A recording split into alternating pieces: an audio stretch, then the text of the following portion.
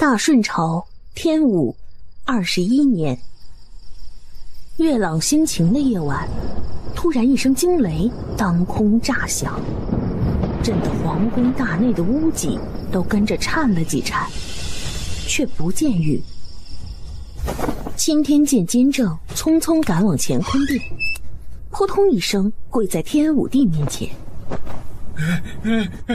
皇上，天象异动，西北方向凤星临事啊！天武帝端着茶盏的手微微一颤，西北。目光顺着半开的窗子就送了出去。说起来，明儿也该回来了。晴天惊雷在大顺西北边境的一个山坳子里也炸了一下，直接将乱葬岗里的一具女尸给炸了起来。凤羽恒在一堆尸体中间挣扎坐起，脑袋嗡嗡一阵乱响之后，总算是清醒过来，可一睁眼，满目的死尸又把他吓了一跳。我靠，我到底死了没？他明明记得自己坐着的那架直升飞机爆了炸，绝对的高度下不可能有生还机会。他身为一名陆战部队高级医官，在死亡的那一刻依然保持着足够清醒的头脑，所以凤羽恒十分确定自己已经死过了。没错，是死过了，死了又活了。下一瞬间，一段陌生的记忆突然涌进脑中。凤羽恒，12岁，大顺朝左相大人凤锦元嫡女。3年前，外祖一家获罪，被贬荒州，父亲怕受牵连，联合祖母将母亲姚氏贬下堂，再把府中姨娘沈氏扶正。就这还不算完，紧接着不知道从哪儿冒出来一个算命的王八蛋，指着凤羽恒说：这丫头命里带煞，若继续留在府中，早晚有一天会克得凤府家破人亡啊！于是祖母老手一挥，将凤羽恒、姚氏还有刚满3岁的弟弟凤子睿送往偏远的西北山村，自生自灭。我勒个去，穿越了！不同的时代，不同的年纪，不同的身世，不同的样貌，唯一相同的只有一个名字。放心，你的委屈我都明白，既然我来了，必不会让那些欺负过你的人好过了去。凤府对吧？这笔账我会替你好好清算。忽然脑中传来一声轻轻的叹息，然后一个女孩的声音飘起，只一句谢谢。他的神经轻颤了一下，好像有东西渐渐远去。凤羽恒挑唇轻笑，看来这身体的原主死得很不甘心呢，听到他的承诺才肯离去。不过有那样一个爹，有那样一家子所谓的亲人，是该恨的吧。他向来都是一个很重承诺的人，既然占了人家的身体，那这个仇自然要报。凤羽恒拍拍脏不拉几的粗布衣，拿几个死人当垫脚，利落地爬出乱葬坑。还没等他观察地形，就听到有一阵人声传过来。哼，那丫头卖到城府的醉花楼至少能得50两银子，咱只要干成这一笔买卖，别说给狗娃子娶媳妇儿，就是我再讨2个小的都够了。你想得美，敢讨小的，我拼了跟你一起下大牢也要把这事儿告到衙门去。行了行了，我就随口一说，你这婆娘哪这么多废话。凤羽恒眉心打了个结，原主的记忆再度翻滚起来。就见那对夫妻举着火把摸进了葬坑。凤玉衡盯着细看了一会儿，确定了对方身份，正是王树根和他的婆娘徐氏。那二人四下翻找一通没有收获之后，徐氏先急了：不对呀，明明就是扔在这个地方，人呢？哎呀，该不是跑了吧？不可能，那药的分量足够他睡2天2夜，怎么可能当晚就醒？那你说，人哪儿去了？你跟我好有什么用？人打晕了之后，咱俩一起给灌的迷药，你自己眼瞅着的，怎么光赖我一个人？王树根没了说话，闷闷的低头，不死心的扒了尸体。徐氏也跟着继续找了起来。凤玉衡联系着原主的记忆，总算是弄明白了这档子事。感情这两口子是把原主打晕，再灌了迷药，然后寄存在这乱葬坑里，待夜深人静时再翻出来，拉到州府去卖掉换钱。凤玉衡下意识地摸摸自己的脸颊，如此说来，原主长得还不错。伸手在地上划拉了一把碎石子，凤玉衡挑挑唇角，挂起邪笑，突然手指一弹，一颗石子照着徐氏的后脑勺就飞了过去。就听那女人啊的一声尖叫，紧接着就是一句：谁打我？哪有人？有，刚才有人打我脑袋。正说着，又是一枚石子飞来，这一次的目标是王树根的眉心。呀！男人也是一声叫，可还没等他叫完，接二连三的痛感又从身体各处传来，两人吓疯了，一把拽起瘫坐在地上的徐氏就往坑外爬。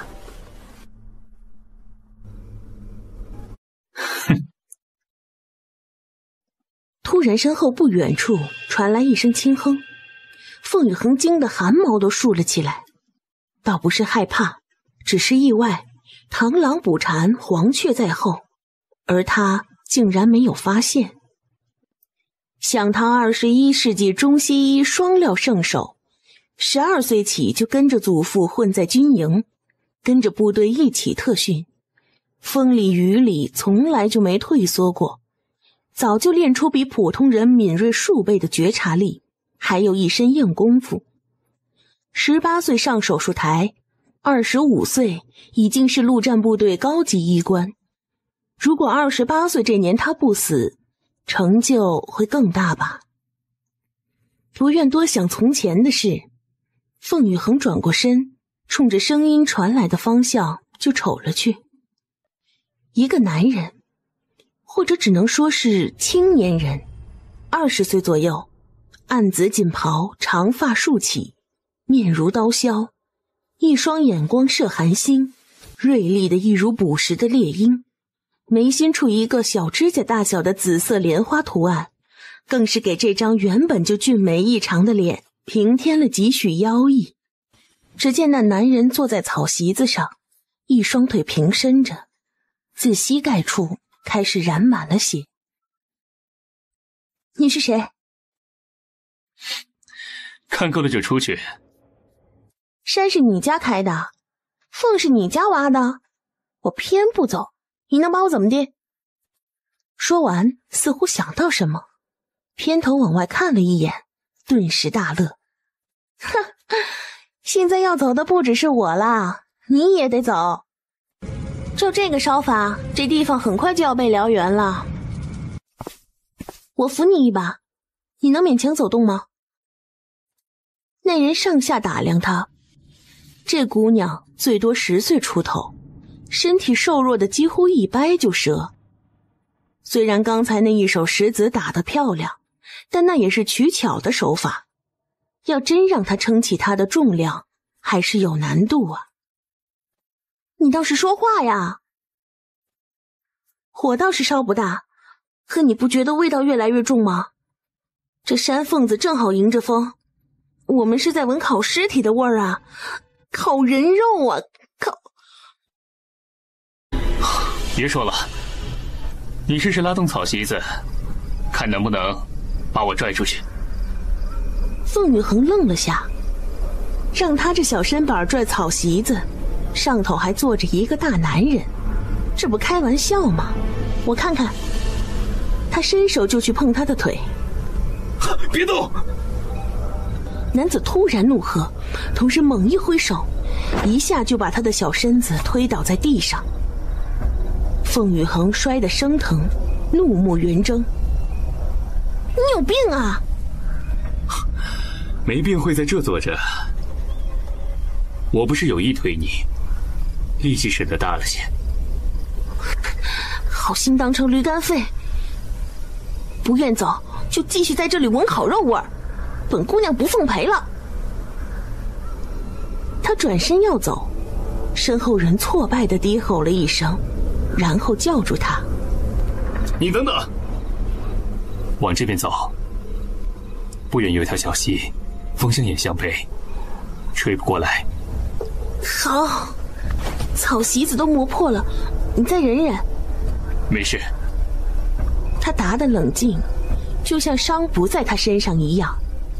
凤雨恒有些气闷，赌气地说：“我要把你摔狠点，你就不说没事了。”哼，小小年纪如此狠辣，适才你手里的石头子再多些，只怕那二人也得被烧死吧。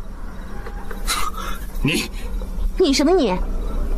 如果你没打算放过伤你这两条腿的人，那就没资格指责我。向来恶人有恶报，他们若不害我，哪来今日恶果？从未有人这样与他说过话，没有卑躬屈膝，没有趋炎附势，也没有礼待尊重。他有自己的想法，会对他的话大胆质疑，几乎是他说一句他就反呛一句。看着他嘟着嘴气鼓鼓的样子，男人不怒反笑地勾了勾唇角，望向那条已经能看得见的小溪，问他：“还走不走啊？”“不走了，累。”这时，就在刚刚二人栖身的山缝处，出现了两个人影，四下晃动，像是在找着什么。凤雨恒站起来，水亮灵动的眼忽闪忽闪地看了一会儿，再瞅瞅身边人：“喂，是找你的吧？”“为什么就不能是找你的呢？”“怎么可能？我娘重病起不来，我弟才6岁，村里其他人要么想着害我们，要么避之不及。奔着山缝去的，定是知道你落脚处。”那边二人奔着这头就来了，是个年轻人和一个年过50的老头。老头背着药箱，应该是大夫。年轻人一袭黑衣，利落的不加一点修饰，腰间佩剑，明显的侍卫打扮。“属下适才寻不到主子，还以为出了事呢。这是属下从府城寻来的大夫，让他给主子看看伤吧。”“有劳了。”“不敢不敢。”急忙上前查看伤势。“你是谁？”“一个纵火犯。”“你哪只眼睛看到火是我放的啦？”“两只眼睛都看到了。”“这位公子，你这膝盖骨都断了。”“啊，我知道。先生可会接骨啊？”“会倒是会，只是接骨产生的剧痛，怕是常人受不得呀。老朽是在出诊的路上被这位小哥抓来的，药箱里只有几种常用的药材，并没有备吗啡散呐。”“没有麻药会疼死的。”“而且不光是要接骨，这西处的烂肉也得先刮去才行。老朽瞅着伤处都肿了，只怕……哎呀，这荒山野岭的，要不让这位小哥背上你，随老朽回府城医馆吧。不行，就在这里治。哎呀，不行不行，没有麻沸散，这样的伤老朽可不敢治。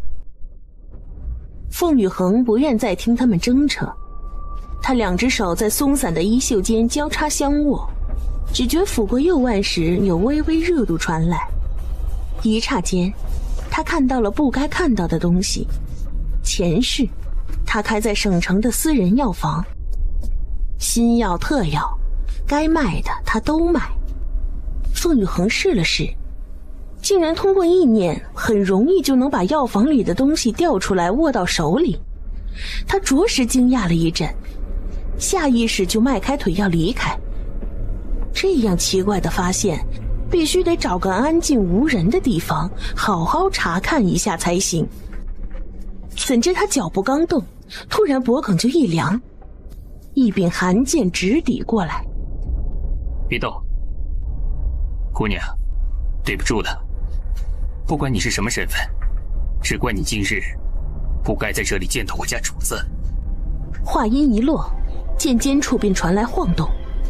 凤羽恒当然不会就这么等死，只是还不待他有所动作，那柄寒剑竟传来叮的一声，而后咣啷落地。主子，一个孩子而已，让他去吧。可是如果走漏了风声，白泽，同样的话，我不想说第二遍。是。多跟你家主子学学吧，杀人灭口的事就算要做，也别当着还有用的人做。大夫这行业向来不公开不透明，人家若是有心计较，随便动动手脚，他这两条腿就可以彻底报废了。你别得寸进尺。小小年纪道理还懂得不少，白泽，你跟他学学，人家说的一点都没错。主子，别说了，回家去吧。不是说娘亲还病着吗？凤羽恒盯着他看了一会儿，目光总舍不得从他眉心处的紫莲上移开。要不怎么说男人就不能长得太好看，这一好看就容易让某些女人失去原则。那什么，我帮帮你吧。你想怎么帮？当然是先止痛。老先生，刚才你也看到了，他们为了保证行踪隐秘，想杀了我灭口来着。老头早就被吓不轻，再听他这一说，当时就崩溃了，瘫坐在地上直打哆嗦。你说句话，给个承诺什么的，不只要保证你的生命安全，我今天帮你的事儿也不能说出去。你到底是谁？我就是一个山村里的孩子，早年间遇到一位波斯奇人，给了我些好东西。今天我要用这些好东西救你家主子，但我不想被更多的人知道我手里有奇货，懂？懂。老先生只把我当作普通病人就好，做完你该做的，我自会让白泽送你出山，绝不会伤你性命。当真？只要你不将今夜之事说出去，便当真。今晚我什么都没干，我就出门看诊迷路了啊！迷路了。来吧。他不再多说，半跪到锦袍男子身边，干脆自己动手扯开伤处的衣料。锦袍男子看着他的动作，只觉干净利落，下手毫不犹豫。白泽，把先生安全送回府城。那您呢？白泽不放心他一个人留在这里，目光投向凤羽恒。他只好认命，我留下照顾他。把我送出山就行，外面的路我认识。白泽便不再多说，拉了老头快步离开。待他们走远，凤羽恒这才捡起地上的陶罐子，去溪边捞了些水。再回来时，手里就有了2个白药片。把这个吃了。将水和药片都递到锦袍男子面前。不吃的话，过一会儿很有可能会发烧，发热。一旦发热，这腿搞不好就白治了。那人也不多问，他递过去他就吃，看得他一愣一愣。你都不怕我给你的是毒药啊？他闷哼一声。哼，毒药能做得这么精巧，那我吃了也就吃了。说话间，向凤羽恒伸出手。给我。啥？他愣了一下，随即想起来，将手中的喷雾递过去。还剩挺多的，就这样的伤足够再用3次。他看了看手中的瓶子，学着他之前的动作往喷嘴处按去。凤羽恒赶紧制止：别按！你看这里有个小口吗？把这个对在患处，然后再按下去就能喷了。像你刚刚那样，差点就全喷到自己眼睛里。他很受教。谢谢。两人干坐着，谁也没再说话。锦袍男子微闭了眼，靠在树干上，不知道在想什么。凤羽恒则抚上右手腕，意念直接扎到药房里。右手腕处是一个凤凰形胎记，他前世就有的，没想到一场穿越，不但胎记还在，还把这药房也带了过来。他前一世看家的本事只有2个，一个中医，一个西医。中医是祖传的手艺，西医是10几年攻读加多年临床拼来的实战经验。如果打仗也能算一门本事的话，那他也算挺在行，至少1对1的动起手来，跟部队里那些铁血男儿也能对付个平手。可是这些在这个时代有用吗？神思一晃，思绪从空间里抽了回来。不远处有人影晃动，他警惕地看去。锦袍男子开口道：是白泽回来了。凤羽恒起身：既然你的人回来了，那我就走了。去吧，小心些。真是不公平，治你的腿我也有份儿，怎么就不说让白泽也送送我？说完也不等对方答话，只随意的摆摆手：我说着玩的，不过我为你消了灾，你是不是应该给点报酬？你想要什么报酬？我不但帮你治伤，还出了3种药，另外还送了剩下的药给你，你说这些值多少钱？我知你那药千金难求，只是我现在的确拿不出那些钱来，最多20两，都是碎银子，想来你在山里用着也方便。20两。如果今后有机会再见，纵使姑娘求要千金，我都不会说一个不字。凤羽恒顶不爱听这样的话。今后有机会再见，这样的话一出口，多半就是再也见不到了。又控制不住地看他眉心，那朵紫色的莲花越看越让人移不开眼，他觉得自己忒没出息了。就这样吧。接过那只钱袋，凤羽恒还掂了几下，挺沉，随后按着原主的记忆变了下方向，大步向前走去。锦袍男子望着远走的小小身影，瘦弱的可怜，又透着倔强，向来表情不多的脸上浮起了淡淡的笑来，这样的笑落在刚回来的白泽眼里，着实是把这个从小跟着他一起长大的暗卫吓了一跳。主子是在笑吗？事情办得怎么样了？送到山口处打昏了，醒来之前能不能保命，就得看他自己的造化。白泽说完，便往凤羽恒离开的方向看了一眼。主子，那边要不要属下去处理？不用。锦袍男子答得很快。我们明早就出山。属下遵命。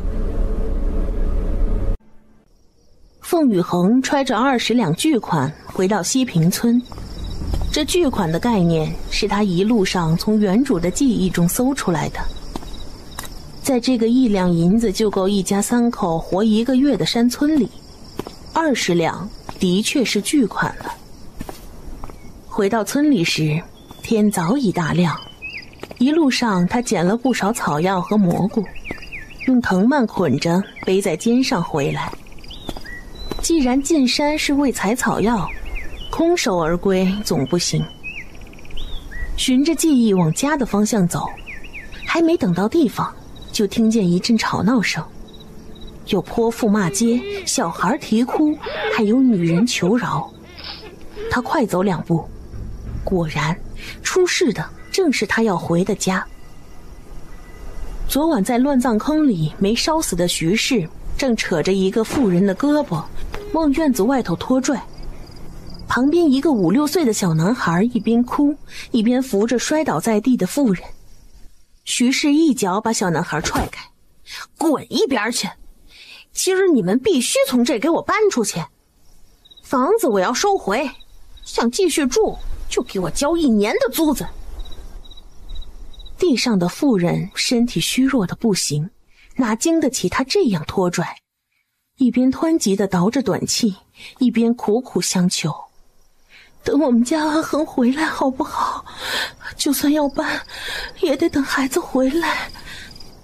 你们家阿恒，他早就跑了，说是进山采药，去了2天都不见回来，不是跑了就是被狼给吃了，你还有什么指望？我姐不会被狼吃，我姐不会被狼吃。阿恒不会丢下我们的，求你再让我们等1天，1天就行。1天也不行，赶紧给我滚出去！徐氏抬起脚，照着地上妇人的胸口就要踹去，可这脚还没等落到实处，突然腿肚子一阵痛，疼得他站都站不稳，一屁股坐到地上。昨晚乱葬坑里发生的怪事又回荡在徐氏的脑子里，就是像刚刚那样，一下一下突如其来的袭击，又疼又可怕，躲都躲不掉。徐氏哇哇一通怪叫，目光渐渐定在院子外头一个方向，就见那个明明被他和自家男人一起扔进乱葬坑里的女孩，正冷着目光，一步一步朝他走来。姐姐！凤羽恒刚进院，小男孩一头就扎到他怀里，脸上挂着泪，手臂圈得死死的。姐姐，你终于回来了，他们说你不要瑞儿和娘亲了。孩子大哭起来，细瘦的胳膊环在他身上，硌得生疼。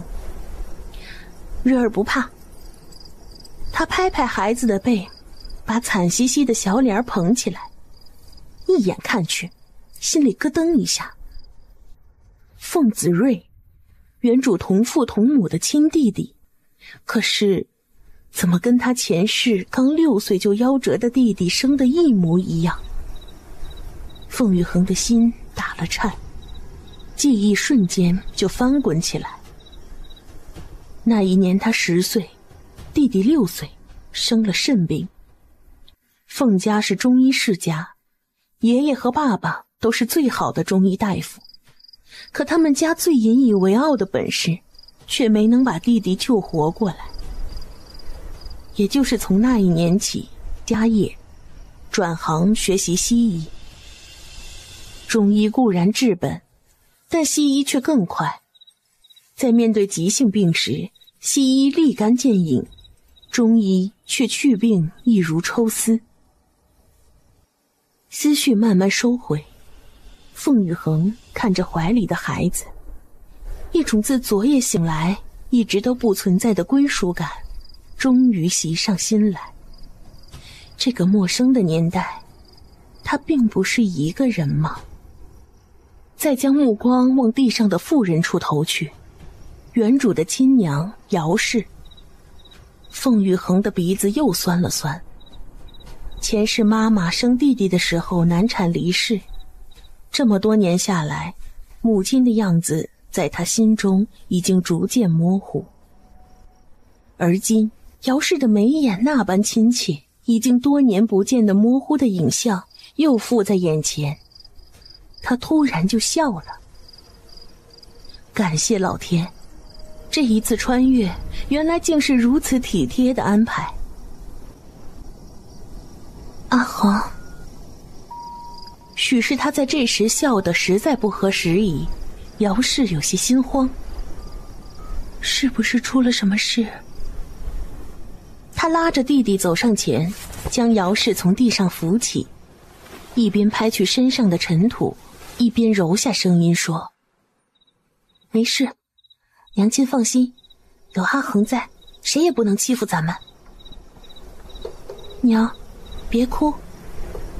他轻拍姚氏的手臂，再将凤子睿的小手交到姚氏手里，然后转身走到徐氏面前，蹲下身去。徐婶子手臂伤得不轻。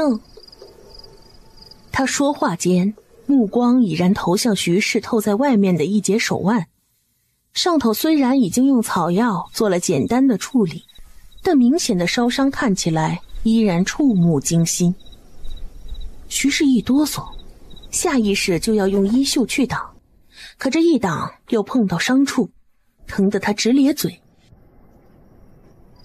昨天进山采药，耽搁在山里，也不知怎的，就听到那深山里头鬼哭狼嚎的，好像有好多冤魂在叫什么……哦对，要跟烧了他们的人讨债。凤玉衡的声音很轻，却又说得认真，像是在讲故事。只是这故事听在某些人的耳朵里，就像是催命的话。徐氏坐在地上步步后退，终于忍不住疯叫一声，起身就要跑。可他刚爬起来，就被身后一只小手给拽住。徐氏崩溃般的往后拍打，大声的喊：放开我，你才是厉鬼，你才是冤魂！托你的福，凤玉衡的确是，但阎王却不收我。1年前我娘生病，凤家当初给我们的银子只剩下50两，我娘全给了你，可是50两银子只喝到3副药。徐婶子，这笔账我们好好算算。那要极贵。徐氏不敢看凤玉衡的眼睛，这丫头原来就不讨人喜，几乎不与村里人说话，可那最多也就是性子孤僻罢了。为何今日竟觉得那双眼特别可怕？不等凤玉衡再说话，徐氏像是拼命一样，用尽全力往院子外头跑。凤玉衡的小手根本也没指望将人抓住，他也并不想抓，无外乎就是吓他一下，顺便提醒对方那些亏心的事儿，他可都没有忘了。眼见徐氏就要跑远，凤玉衡微微挑唇，又扬声喊了句：你们的儿女也都看着呢，这世上会有报应，你别不信。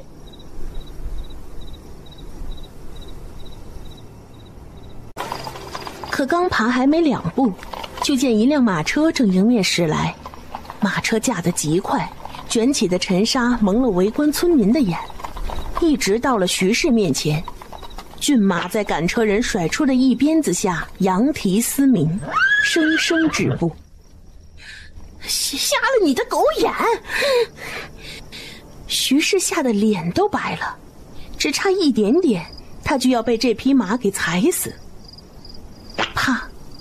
赶车人二话不说，一鞭子甩出去，力道运得十足，只把徐氏给抽了个皮开肉绽。这还不算完，紧接着第二鞭子、第三鞭子落下，徐氏趴在地上，只剩下哼哼。那赶车人冷笑了声：“山村妇人好大的口气呀，也不睁开眼看看，有这样马车的人家，也是你惹得起的。”这话一出，所有人的目光都被吸引了去。姚氏踉踉跄跄地上前2步，拉住凤玉衡的手，直哆嗦。娘。他看了姚氏一眼，似乎想到了什么，再去看那马车。果然，车帘子一挑，一个老妇人从车里走了出来。这老妇人虽然一眼看去也是下人装扮，但那衣裳料子可不一般，至少对这山村里的人来说，只怕攒一辈子钱也穿不上。凤玉衡的记忆再度翻腾起来，姚氏当年的陪嫁孙嬷嬷，在姚氏母女3人被送到山村后，就扣留在凤府。不等他再深想，就见那老妇人几步就奔到姚氏面前，扑通一跪：“夫人，您受苦了。”姚氏只觉这一幕恍如隔世。3年来，他再未受过跪拜之礼，也再未接触过有关凤家的任何一个人。在他的观念里，凤府早就置他和一双儿女的生死不顾了。眼下见到孙嬷嬷，第一个想到的竟是：嬷嬷也被赶出府了吗？没有，没有，夫人，老奴是来接您和小姐少爷回府的呀。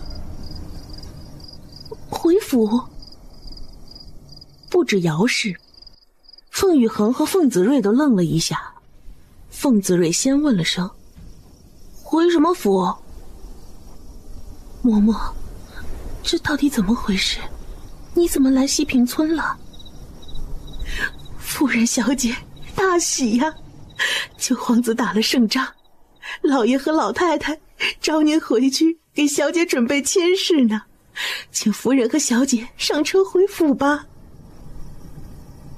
突如其来的消息像重磅炸弹一样砸了下来，惊得母子3人一时说不出话来。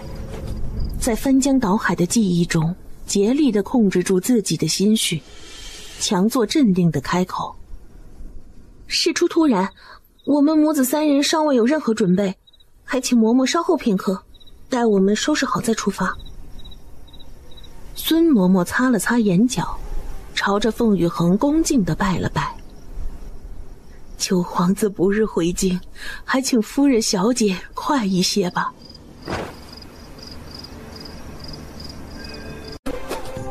摇摇晃晃的马车里，从昨夜开始到现在，马不停蹄的折腾，让凤玉衡不得不疲惫地靠着窗边闭目养神。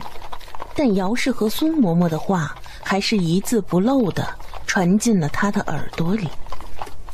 这次是老太太做主，让把夫人和小姐、小少爷接回京的，但若真要论起来，却是托了九皇子的洪福。可是阿衡被送到山村这么多年，那门亲事怕早就不作数了吧？作数作数。孙嬷嬷一提起这个事儿就高兴，要是不作数，府里怎么能派老奴来接您呢？您不知道，这些年老奴在府里天天都盼着有一天夫人能回去。孙嬷嬷语带哽咽，姚氏也跟着抹泪。凤雨恒睁开眼睛问孙嬷嬷：“既然作数，当初凤府怎么敢把娘亲和我们姐弟送到这山村来？”孙嬷嬷一愣，看了凤雨恒一眼，表情错愕。嬷嬷不知道，这些年在山里日子实在太苦，多亏了阿恒这孩子，以前跟着他外公看过些医书，不然我们娘仨真的没法活。可活是活下来了，孩子的性子却是越磨越冷。孙嬷嬷点点头，再看看凤雨恒，只是冷吗？为什么她觉得这位小姐的目光中透着锐气？但不管怎么说，这样的小姐总比3年前那样子要好。凤府是个吃人的地方，若还是一味的任人揉捏，只怕熬不到出阁就要香消玉殒了。这个老奴也不知道，当初老奴就觉着奇怪，小姐从小就定了皇亲，怎的凤家还如此大胆？如今想来，只怕凤家是没想到九皇子如今势力大到这种程度。他有什么势力？小姐有所不知，九皇子2年前被皇上钦点为兵马大元帅，往西北边界征战。如今西北大捷，九皇子不日就要回京了。原来是这样。凤雨恒不再多问，继续闭目。这个事情从表面上分析起来，是凤家怕九皇子找后账，想起他这个未婚妻，这才急着赶着要接他回府。可往深了想，他拧拧眉心，只怕里头的事儿没这么简单。从西北到京城极远，快马加鞭，日夜赶路，最少也要20天。凤雨恒不熟悉大顺朝的地貌，但东南西北还是分得清的。马车行了近5天左右的样子，他就觉出不对劲儿。往京城是一路向北，可为何突然就转了南？姚氏和凤子睿在休息，孙嬷嬷伺候在旁边，怕他热着，缓缓地给这娘俩扇着扇子。凤雨恒对孙嬷嬷很放心，但那赶车的车夫却不在他放心的行列。特别是在西平村抽徐氏的那几鞭子，更说明此人绝非善类。嬷嬷留在车里，我到外头透口气。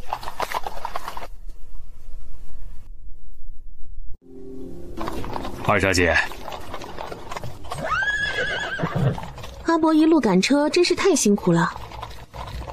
二小姐说的哪里话，这都是老奴的本分。车夫扯了扯缰绳，没注意凤雨恒语调中的音怪，马车驶得又快了些。凤雨恒挑了挑唇，凤府下人果然都是中仆。那是自然。车夫陪笑了2声，没对他多加理会。12岁的丫头实在是让人生不出疑虑来。然而很多事往往都不会按着常理来发展，就像被车夫忽视的凤雨恒。可惜呀，可惜中仆不识路，咱们这么走下去，这辈子也到不了京城。哎，车夫这才起疑，扭头看了凤雨恒一眼，原本憨厚的脸上渐露扭曲，眼里也射出一道金光来。二小姐此话怎讲？凤雨恒也看向对方，四目对视，12岁的女孩的气势竟完全不输这年近40的壮汉。我说，这条路根本就不是去京城的路。那二小姐以为我们是去哪里？我怎么知道？杀人灭口这种事如果要做，就得确保干净利落，还得在动手之前不被人看出破绽。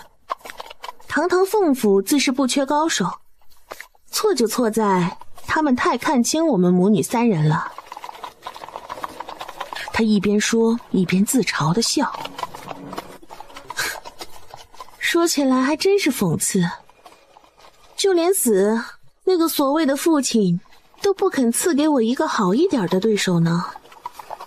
你，车夫面上凶相毕露，虽然被人识破目的是意外，但他依然不认为一个12岁的小姑娘能生出什么幺蛾子来，无外乎就是逞嘴皮子功夫。真把他逼急了，大不了眼下就将这一车人给做了，也没什么大不了。他是凤家家养的侍卫，临来时受了左相凤锦元的暗嘱，姚氏母女三人绝不能回京，半路做掉。至于那个与九皇子定下的婚约，那是皇家定给凤府嫡女的，如今嫡女是大小姐凤沉鱼，这门亲早就无关姚氏这一支的事了。车夫冷笑一声，也不再隐瞒，他只是好奇，缘何一个小姑娘会这般敏锐犀利。嘿，你是何时发现的？他开口相问，却已执了匕首在手中，只待凤羽恒回答完问题，便可出手了。凤羽恒也跟着冷笑，那笑声听起来阴阴森森。你抽徐氏的时候下手再轻点，我也许不会怀疑你。就这个？不止。他指指他的手，右手虎口有后茧，明显是常年握兵器所致。若是赶车，茧应该生在食指。这话说完，不等车夫有所动作，凤羽恒先出手了。他早就从空间里调出来了一柄掌心大小的麻醉枪，隔着衣袖就射了出去，完全没有过程的。那车夫仰面而倒，凤羽恒蹿起身夺过那柄匕首，看都没看，就往那人的脖子上抹了一把。喷枪而出的血溅到他的衣袖和车帘子上，吓得里面的人齐声惊叫。20天之后，京城已在眼前，凤羽恒总算松了口气。天子脚下相对安全，马车在城门外停下，姚氏掀了帘子往外望去，哀叹了一声。凤羽恒拍拍身上的灰尘，安慰他说：娘，别怕，一会儿回到府里，咱们可得把那车夫的事跟父亲大人讲一讲，让父亲给我们做主才是。父亲一定会严惩坏人。府里除了这样的下人，老爷一定会彻查，不可以一回来就给你父亲找麻烦。咱们能平安回府就是幸事。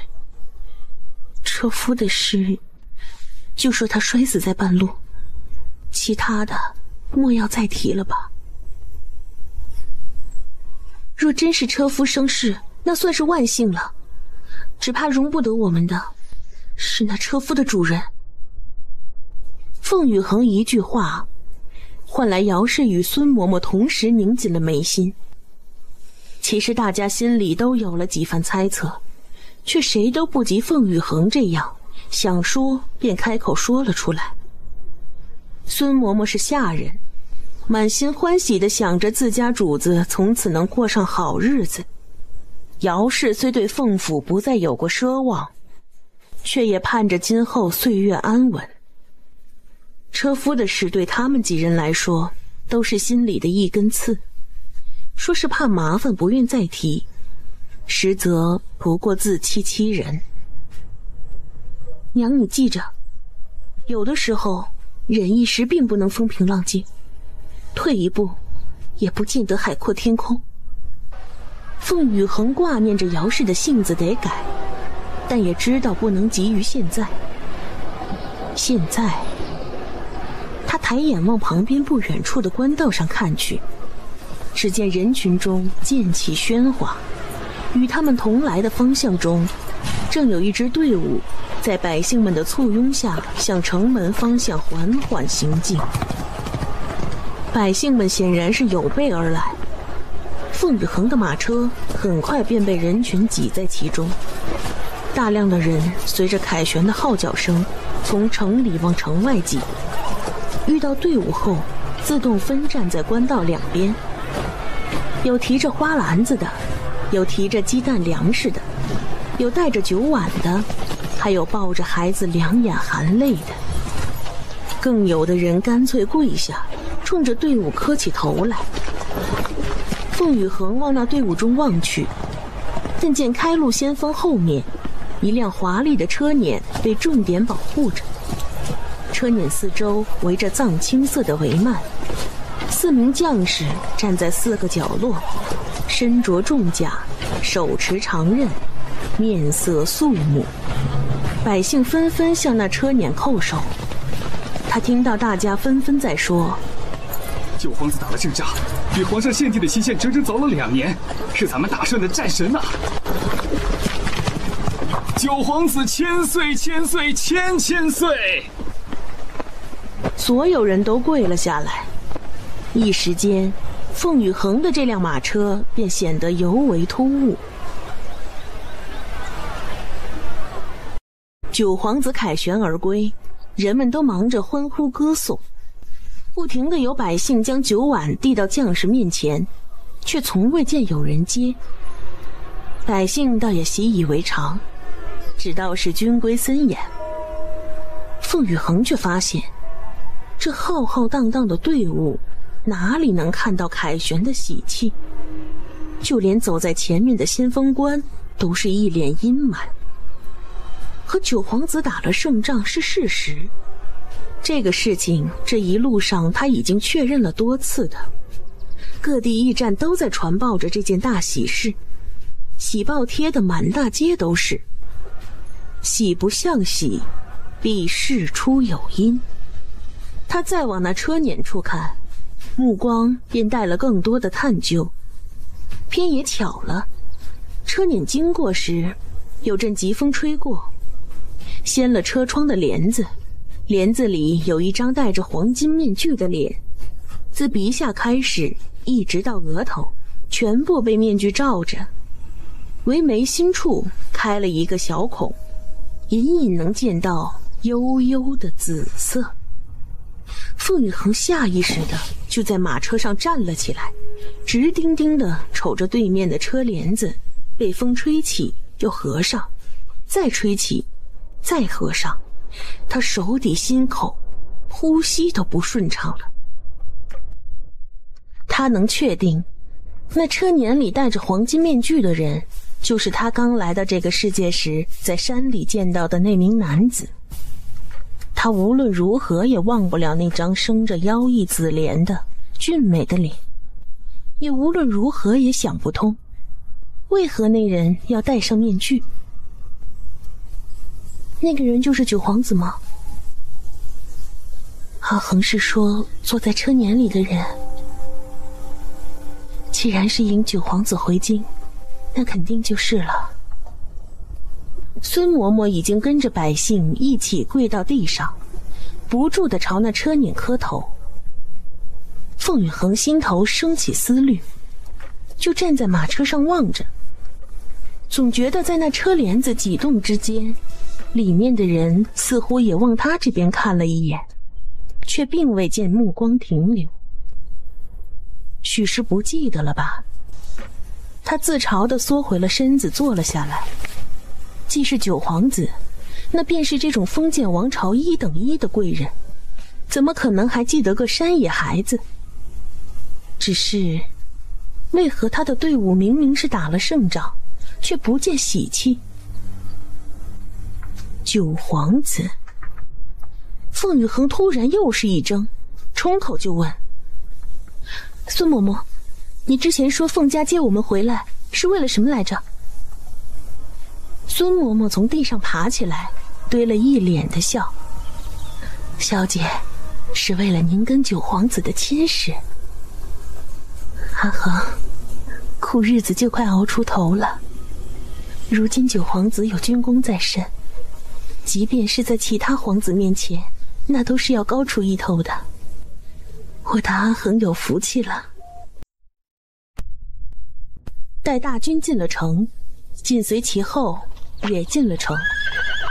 有些事情在他心里画了问号，有些事情渐露头角，却又来不及细想。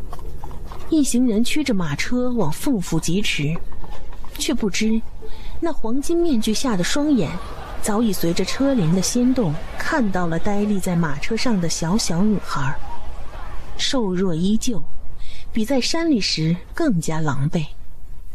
想来从那极西之地赶到京城，一路上吃了不少苦头。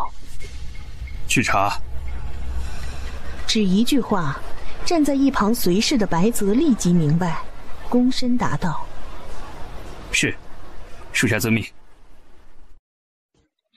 终于站到凤府大门前，凤羽恒望着眼前匾额上中规中矩书写着左相凤府4个大字，心中有讽刺的笑声荡起。堂堂左丞相竟干得出为求自保、宠妾灭妻、弃子女于山村不顾的事情来。他真想知道那位父亲再次面对他们时会是副什么表情。孙嬷嬷长出一口气，一边念叨着总算回来了，一边拉着几人就去叩门。门房的人将门打开，见是孙嬷嬷，明显愣了一下，紧接着竟砰一声又把门给关上了。哎，孙嬷嬷吃了闭门羹，心中有气，又不知该往何处出，还得回过头来安慰其他3人。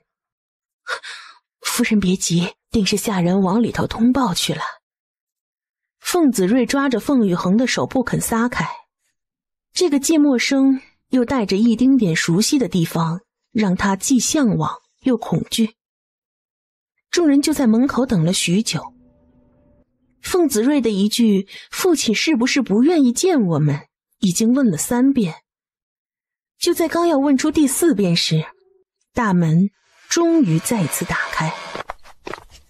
穿着体面的管家何忠在2名下人的跟随下前来迎接，脸上堆着又疑惑又生硬，还有些尴尬的笑。正要说话，却被凤羽恒一句话给抢了先。凤府的大门还真是不好进，这何忠也是见惯了场面的人，一听这话赶紧就接了去。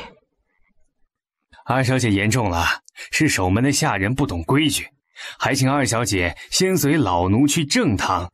老爷夫人还有老太太及诸位诸子都在正堂等着您呢，耽搁了就不好了。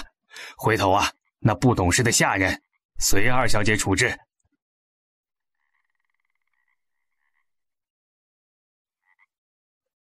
3言2语将自己摘得干干净净。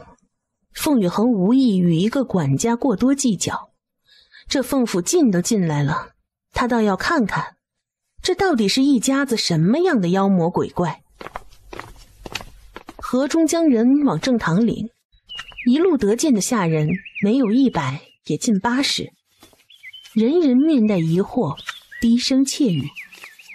有这么一句便顺着风声飘到凤羽恒的耳朵里：二小姐回府了，那大小姐的亲事怎么办？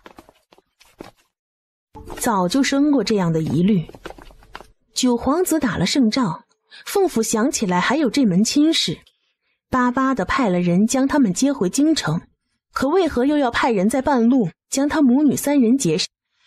如今想来，8成是见九皇子军功在手，日渐势大，这与凤家嫡女的婚约，若他凤羽恒死了，能攀得上的肯定就是凤沉鱼了。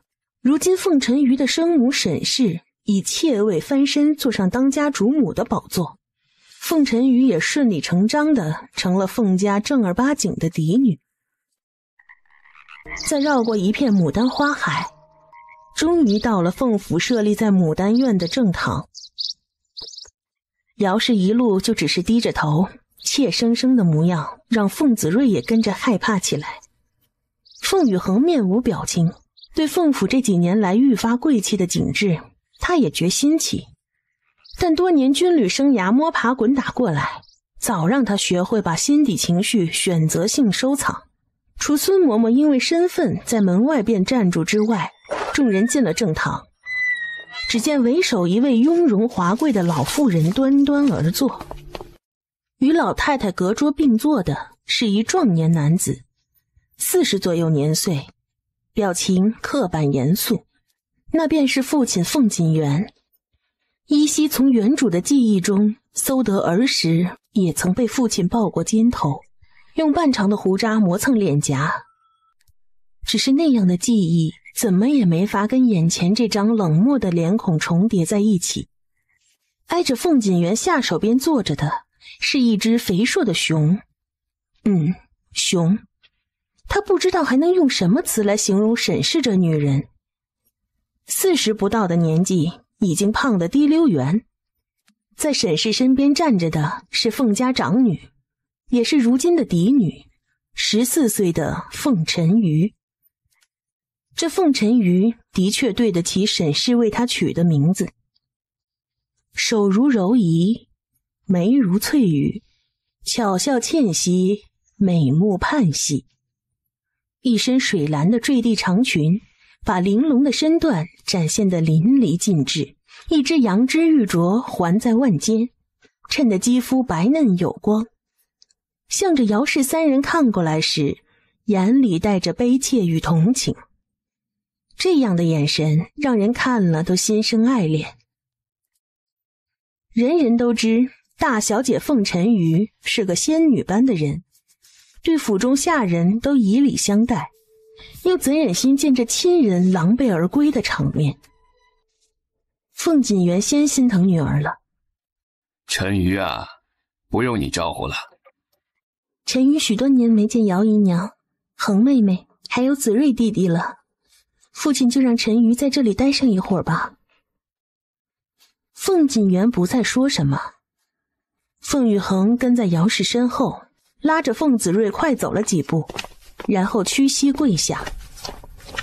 姚氏最先开口：妾身姚氏给母亲问安。给祖母问安。给祖母问安。却是没一人提到沈氏。正堂一片寂静，只有沈氏一声不甘的轻哼。再看姚氏，依然是低眉敛目的模样。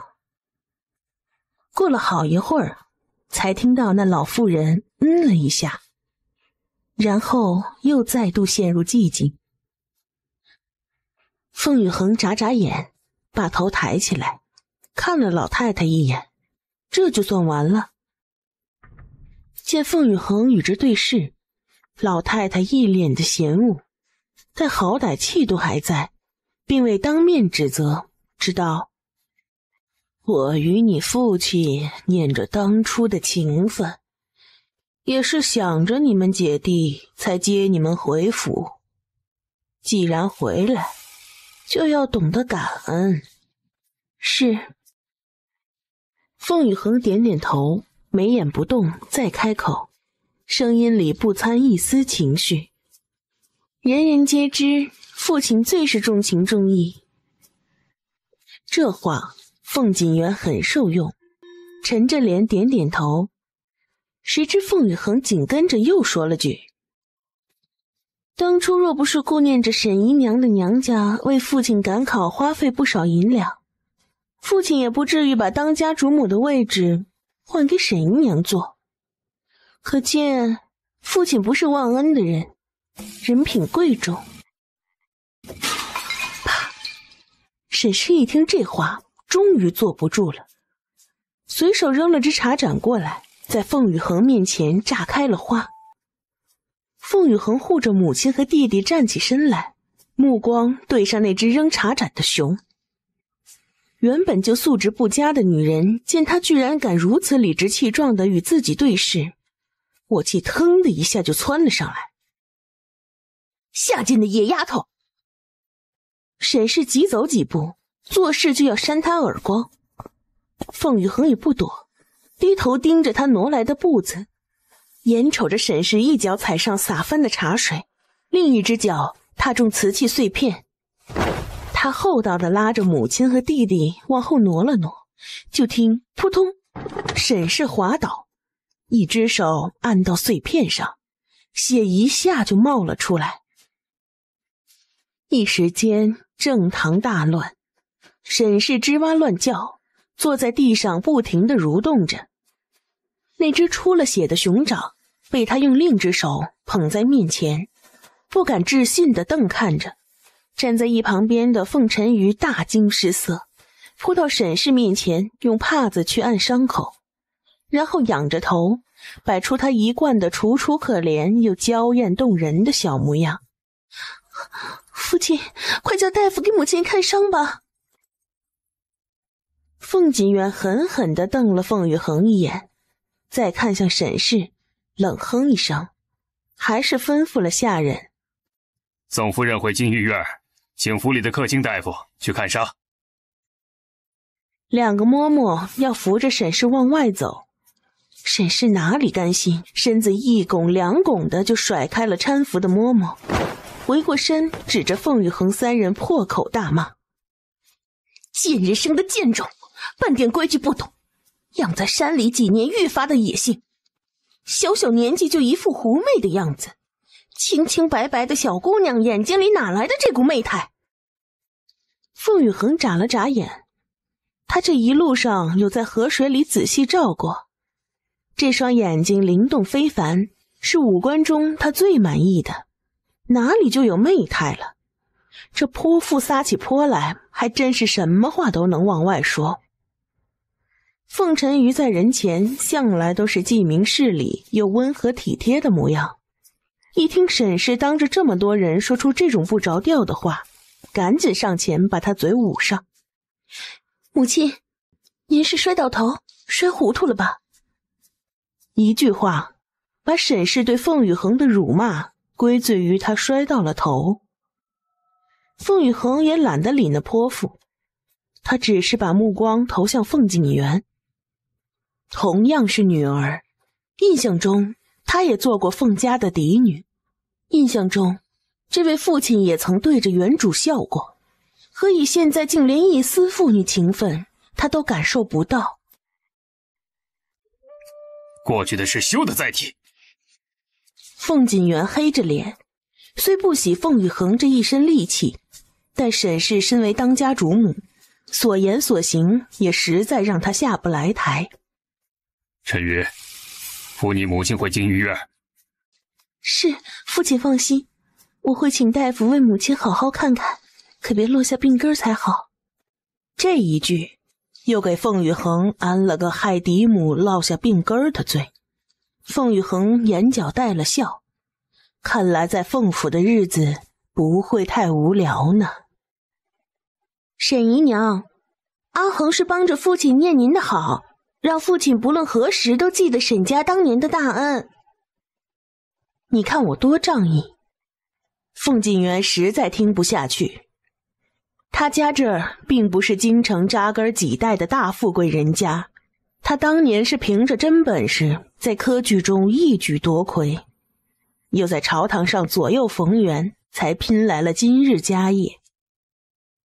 凤羽恒说的没错，当初科考时凤家银钱紧张，根本供不起他10年寒窗，是同村的商户沈家在独女沈氏的要求下广散家财供他科考。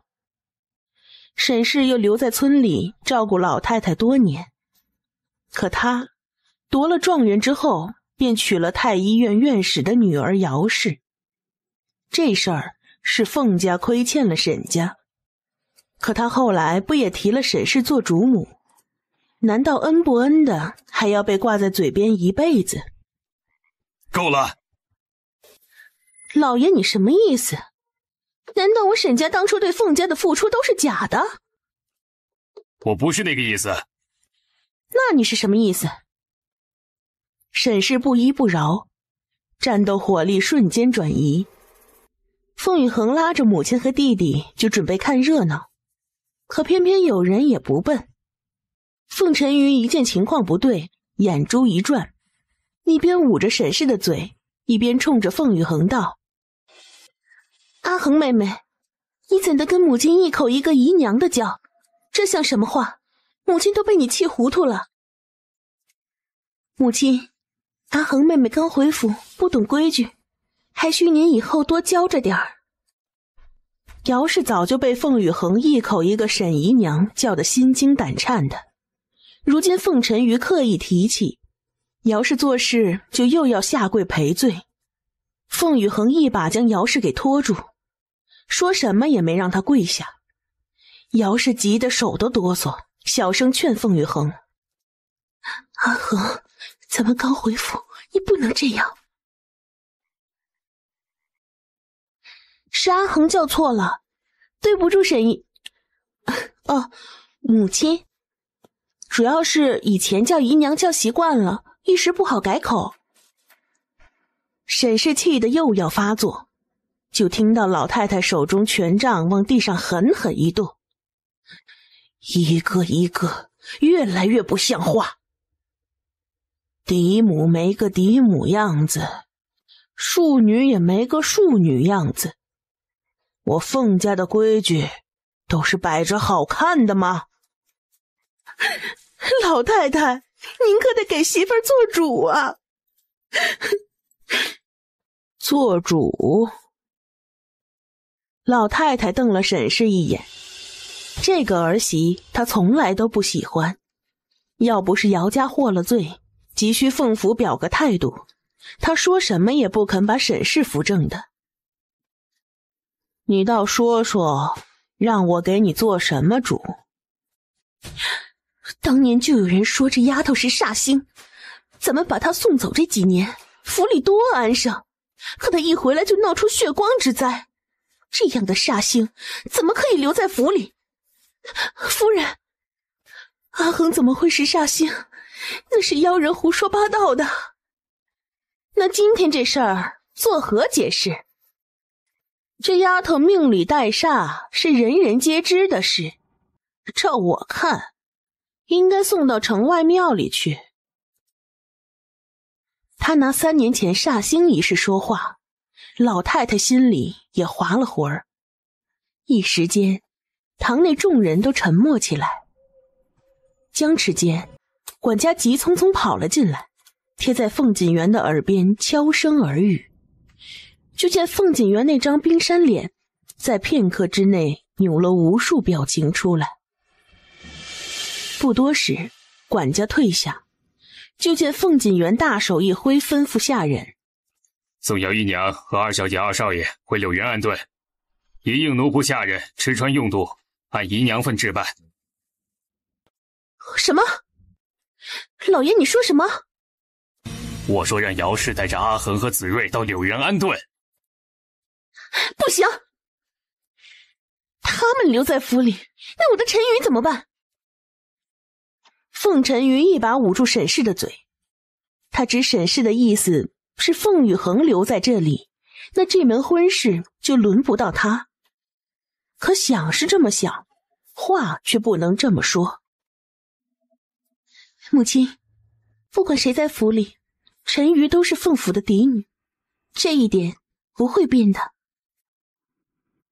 权衡之下，还是拿嫡女来说事儿好听些。凤锦园当然知道沈氏真正的意思，却也为凤晨瑜临危不乱而欣慰。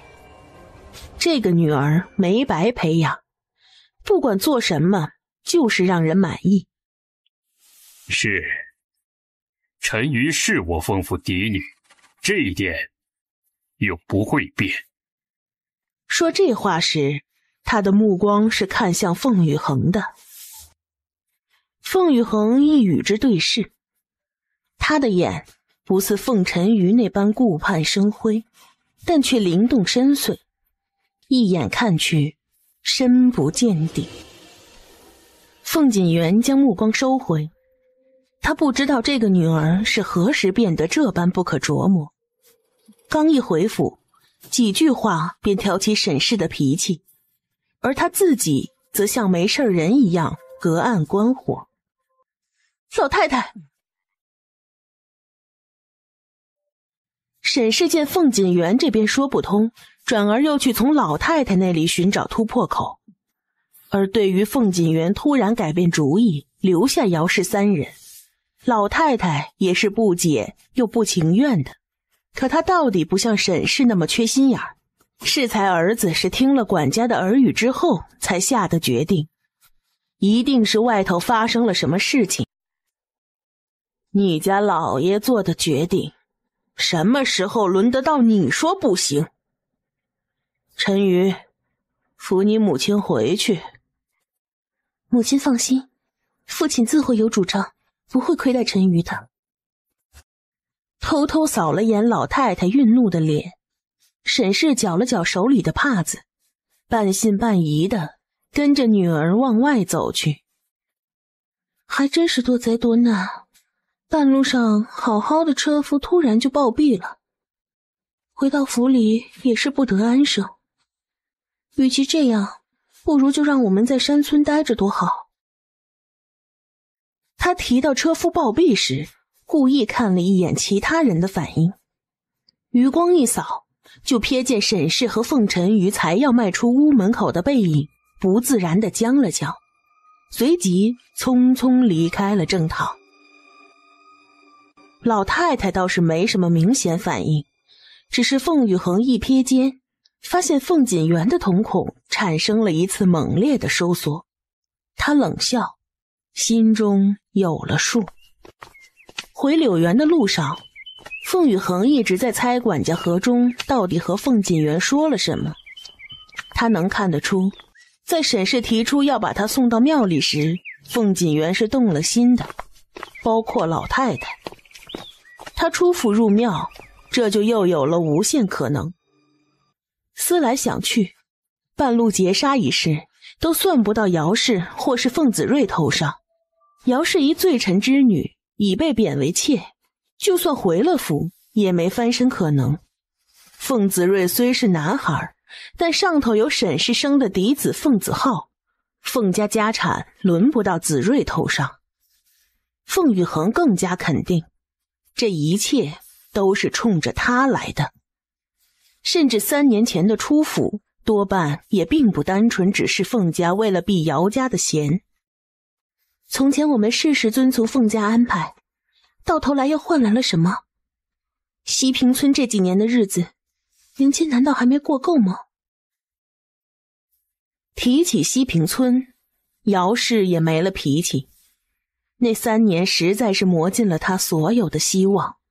这座凤府之所以他还选择回来，只是想给一双儿女寻个好的前程。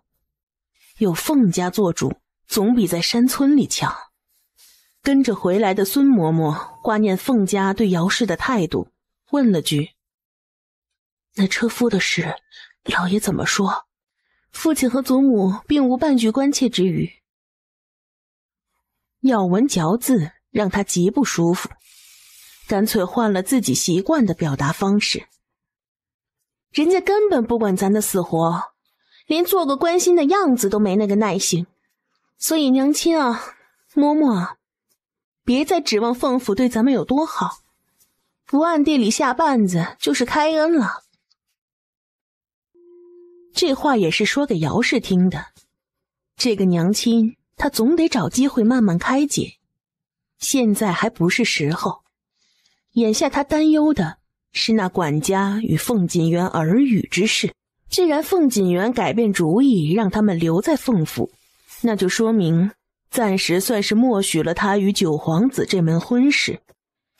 可这么好一门婚事，凤家之前千方百计都要挪给凤晨瑜的婚事，缘何凤锦园突然又改变了主意？他又想到那沉浸着哀伤之气的大军，唯一的可能。凤宇恒走着走着，突然就停了下来。子睿没停住，踉跄了一步，姚氏也疑惑地看着他，他却眉心紧锁，一言不发。可一个念头却在脑中无限翻腾着。九皇子出事了。姐，你怎么了？没事，我们走吧。去柳园还有多远？孙嬷嬷指着前头的小路答，穿过那个月亮门，过一条回廊，再绕一个小水塘，经一片小花园，在花园后头走上近300步就到了。凤玉衡失笑，凤家讨厌他们已经到了这种地步，住的地方安排得如此远不说，本是让下人带着来，可从牡丹院出来时没见一个下人跟着。好在孙嬷嬷认路，不然免不了又要多费番口舌。柳园之所以叫柳园，并不是因种了垂柳而得名。据姚氏说，这柳园早些年就有，府里大少爷凤子浩在13岁那年曾经宠过一个叫柳儿的丫头，那时凤子浩还是庶子，柳儿最多也就算是个通房，根本没资格在府里开园子。但凤子浩极宠柳儿，央着沈氏去求你父亲，最终你父亲同意，让沈氏自己出钱，将府里最偏的一处马房改作院落给柳儿住。唉，可惜那柳儿命薄，还没等住进来就掉到水里淹死了。说起来，那柳儿死得也蹊跷。孙嬷嬷回忆当年的事，我记得那年大少爷说要把那里布置出一个小院给他住，柳儿开心的不行，每日都到柳园去帮忙，一忙就是一整天。大少爷与大小姐是亲兄妹，感情极好。有一日大少爷赴宴晚归，是大小姐亲自去给柳儿送的饭。柳儿吃完后又忙了一会儿，当晚回去时就有些晚了，经过水塘时一脚踩空，生生淹死。凤子睿听得害怕，小拳头在凤玉衡手心里握得紧紧的。怕吗？他问凤子睿。孩子扬起脸看他，目光里明明带着恐惧，却依然倔强地摇了摇头。不怕。很好。子睿，你记着，你是凤府的孩子，你的成长就注定会比别的小孩多些坎坷。姐姐不可能一辈子给你庇佑，更不可能随时随地贴身保护你。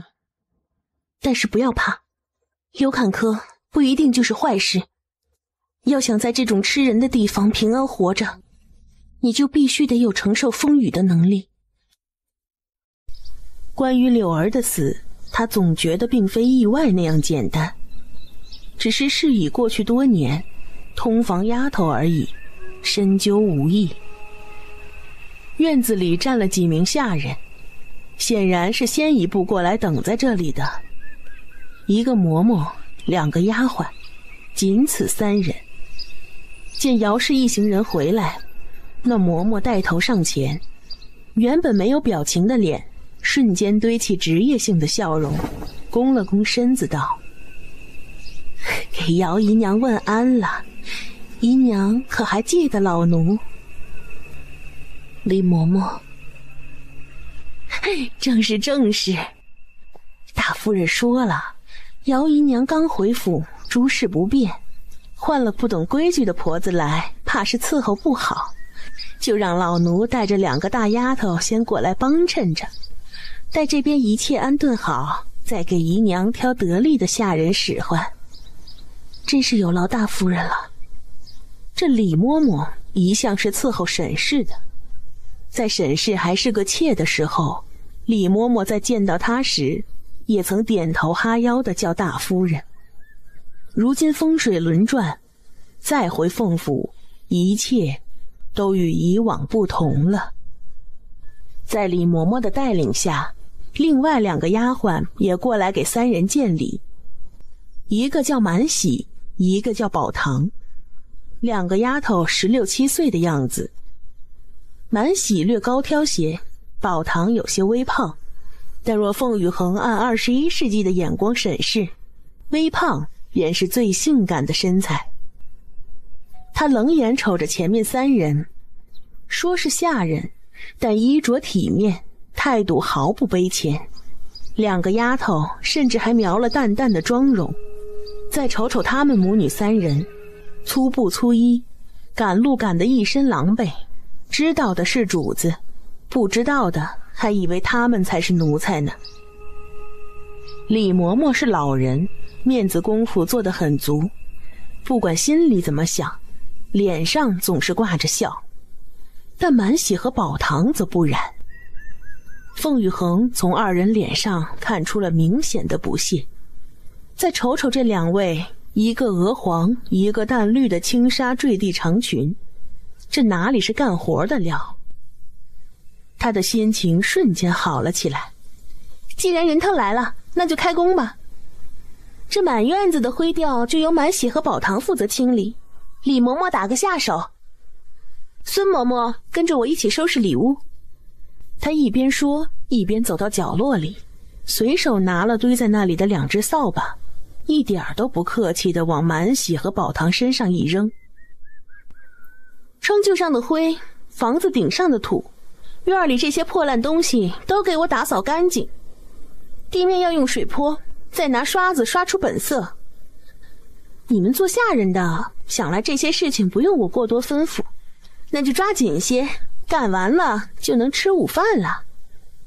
他一口气把话说完，率先推开正房房门，迎着扑面而来的灰尘就进了屋，紧接着喊了声：李嬷嬷，去给我提桶水来，再找个空盆子。见凤羽恒进了屋，孙嬷嬷便也扶着姚氏和子睿一道进去。留下的3人可傻了眼，特别是满喜和宝堂。说是下人，可他们是大夫人身边的1等丫头，平日里做的事无外乎端个茶水，再不就是陪夫人唠唠闲嗑，这些粗活可从来都没做过呀。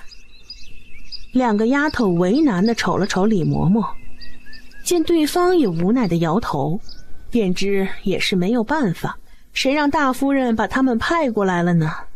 说是帮忙，其实谁不知道只是做做样子。只瞧他们几个这身穿着和在大夫人身边的地位，任哪个姨娘主子也不敢真的就把他们当下人使唤。可偏生这位刚回府的2小姐不按常理出牌，不但使唤了，还使唤的理所当然，还说什么要干完了才能用膳。嬷嬷，咱们真要干他说的那些粗活吗？李嬷嬷瞪了他一眼，沉下脸道：你们若是就想这样回去见大夫人，那我也不拦着，只是要好好想想大夫人吩咐的事，什么都没做成就回去，仔细你们的皮。他这么一吓唬，2个丫头再也不敢多言。是啊，来到柳园可是有任务的，刚来就被吓退，回去大夫人还不得扒了他们的皮呀。这么一想，便也顾不得心疼身上的衣裳，抓起扫把捏着鼻子开始打扫起来。李嬷嬷也到院门口的井里去打水，屋子里的4人也挽起袖子忙活开来，就连凤子睿都跟着一起干活。孙嬷嬷原本不想劳烦几个主子，但一来这房间要是不打扫干净，根本连坐的地方都没有；二来看到姚氏做起这些杂事得心应手的样子，便知这些年在山村里一定是做习惯了的。老婆子扭过头，抹了把眼角渗出的泪，便再没提什么主子应该休息的话了。很快的，李嬷嬷把水提来倒进空盆里，凤雨恒拧了抹布去擦桌子，一众人正热火朝天的忙着，就听门外传来一声娇喝：“呛死我了！这是什么鬼地方？”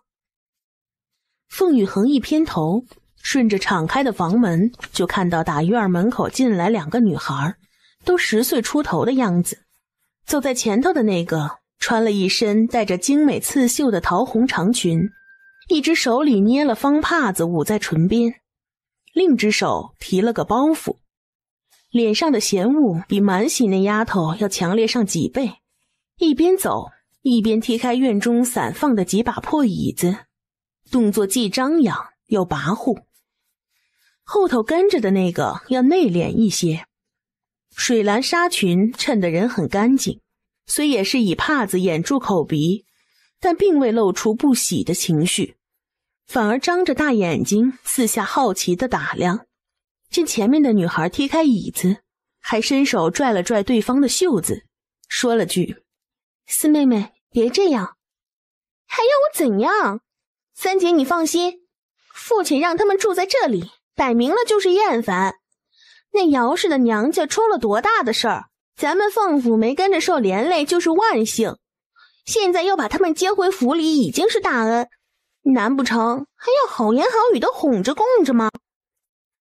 凤雨恒听出这2人身份，原来是凤府的另外2个庶女，3小姐凤享容和4小姐凤粉黛。原主记忆里并没有太多关于这2个妹妹的记忆，只知她们小自己2岁，是同年生的，分别是3姨娘和4姨娘的女儿。说话间，2位小姐到了屋门口，凤雨恒端了用脏的那盆水走出去，到门口看都没看，直接就把水往外一泼，就听啊的一声惊叫，凤粉黛从头到脚被脏水泼了个透心凉，而身后的凤享容因为有她在前面挡着，虽也受了些波及，却并无大碍。“你个奴才瞎了狗眼！混账东西，都给我拉出去，乱棍打死！乱棍打死！”他这边发疯了似的大叫，凤享容却看清楚了泼水的人正是这院子的主人，自己的2姐姐。凤享容赶紧走到凤粉黛面前，拼命地扯着她的袖子提醒她：“四妹妹快别喊了，赶紧回去换身衣服吧，这样子被别人看到不好。”时值夏末，虽早晚天气渐凉，但白日里还是热得紧。姑娘们都是穿着薄纱的料子，被水一浸便紧贴了身，连里头的小肚兜都隐约得见了。凤粉黛又羞又恼，双臂环胸，睁开眼瞪着前面还拿着空盆的凤雨恒，眼里几乎能喷出火来。凤雨恒，他咬牙切齿地叫着这个名字，要不是享容硬拉着，真想扑上去把前面这张笑脸给撕个稀巴烂。凤雨恒却扬了扬手中的盆，大言不惭地来了一句：“四妹妹走路也不看着点儿，我这门口刚打扫干净，又被你挡了一盆水，真是麻烦。满喜，赶紧把门口弄干净。”凤粉黛气得面色发青，指着凤雨恒：“你了半天也不知道该怎么骂，毕竟是大户人家教出来的孩子，瞎了狗眼这样的话或许能说出口，但要再让他骂点新花样，还真是词穷。”一旁站着的凤享容更不知道该说什么，他本来性子就拘谨腼腆，听说凤雨恒回来是偷偷背着下人跑来柳园看望的，谁知道刚到门口就遇见了同样没带下人的粉黛。眼下粉黛一来就出言不逊，2姐凤雨恒这么些年在外头竟也练出个伶俐性子，吓得她再不敢多言，低头默数从粉黛身上滴下来的水珠。多谢2位妹妹来探望，但我们这院子现在实在脏乱得很，没法请妹妹们进屋喝茶，就先请回吧。至于四妹妹弄脏院子的事，妹妹放心，我是不会跟长辈们说的。毕竟妹妹也是好心来看我，再因这事受到责罚就不好了。二姐姐当年走得急，好些衣服都没带走，我帮着二姐姐留了下来。现在你回来了，还给你。哼！他狠狠地瞪着凤玉衡，将手里提着的那只包袱往他面前一扔。只可惜这衣服当初是做给凤府嫡女穿的，你现在区区一个庶女，早就不配这么好的衣料了。没错，庶女。彼此。再瞅瞅粉黛这一身水捞捞的样子，很体贴地问：四妹妹是不是觉得这样子离开不太好？要不这样吧，满喜，把你的衣裳脱下来给四小姐换上。这……满喜很郁闷，姐妹间的矛盾怎么就拐到她身上来了？二小姐，不是奴婢不愿换给四小姐，只是您看，奴婢比四小姐高出一个头呢，这衣裳四小姐也穿不了啊。那四妹妹你就挑没人的地方跑快点儿，再耽搁只怕被更多人撞见就不好啦。凤粉黛到底是小孩子，被他这么一唬也吓得不轻，顾不上再置气，提起裙摆转身就跑，留下凤享荣一个人傻愣愣地站在原地，走也不是，留也不是。凤雨恒瞅着这个妹妹，不似陈瑜那般处事圆滑，也不似粉黛那般尖锐犀利，怯生生的样子倒是有些像姚氏，他便也温和下来。三妹妹，别来无恙。啊！见凤雨恒突然换了个语气与自己说话，向荣惊得不知该怎么答，憋了半天才点点头。无恙，都好，二姐姐也还好。不等凤雨恒答话，又看向姚氏，母亲，姨娘可还好？听着享荣下意识的就跟姚氏叫母亲，凤雨恒面上的笑便又真了些，可姚氏却是冷冷淡淡的，只点点头，并没说什么。享荣挺尴尬，出来久了，姨娘还等着我呢，有空再来看二姐姐。转身就跑了。正好阿恒也在，有个事情为父说了，阿恒你不要太伤心。凤雨恒紧盯着凤锦元，目光毫不掩饰地落在他那一张一合的嘴巴上，紧张之情长眼睛的都能看得出来，但却并没有人对此有任何疑义，毕竟这才是一个有了婚约的女孩子该有的表现。或者在众人看来，这样的凤雨恒才是正常的，才符合他们心中所想。凤锦元被他盯得厌烦，随意扬了扬手，终于说到正题。正好阿恒也在，有个事情为父说了，阿恒你不要太伤心。凤雨恒紧盯着凤锦元，目光毫不掩饰地落在他那一张一合的嘴巴上，紧张之情长眼睛的都能看得出来，但却并没有人对此有任何疑义，毕竟这才是一个有了婚约的女孩子该有的表现。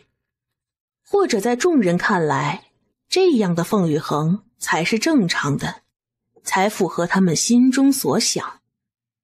凤锦元被他盯得厌烦，随意扬了扬手，终于说到正题。今日早朝有朝臣在议立太子之事，被皇上驳回。不是说九皇子班师回朝之日就是立太子之时吗？九皇子是昨日回来的，为何皇上不但没有动静，今天还驳回了大臣的上奏？唉，这件事情儿子也是刚刚得知，原来九皇子确实退了敌方大军，守住了疆土，可他自己也身受重伤啊。众人恍然。老太太再问：伤到什么程度？双腿全废，容貌尽毁，就连子嗣上也无望了。众哗然。沈氏拉着凤沉鱼的手，一脸的后怕，随即便是松了口气，直道：还好，还好。老太太瞪着他，手杖敲了敲地面。沈氏总算知道些收敛，只拉着凤沉鱼低声耳语：怪不得你父亲昨日把他们留了下来，定是那时就听到信儿了。沉鱼点了点头，一小声说：父亲还是爱护沉鱼的。沈氏很满意凤锦园这次的做法，第一次对姚氏三人留在凤府表示赞同。凤锦园的话说完时，是看向凤雨恒的，见那丫头没什么反应，还傻愣愣地看着自己，不由得皱了眉。阿恒，你莫要悲伤。他心里不疼这个女儿，说起安慰的话来也是不痛不痒的。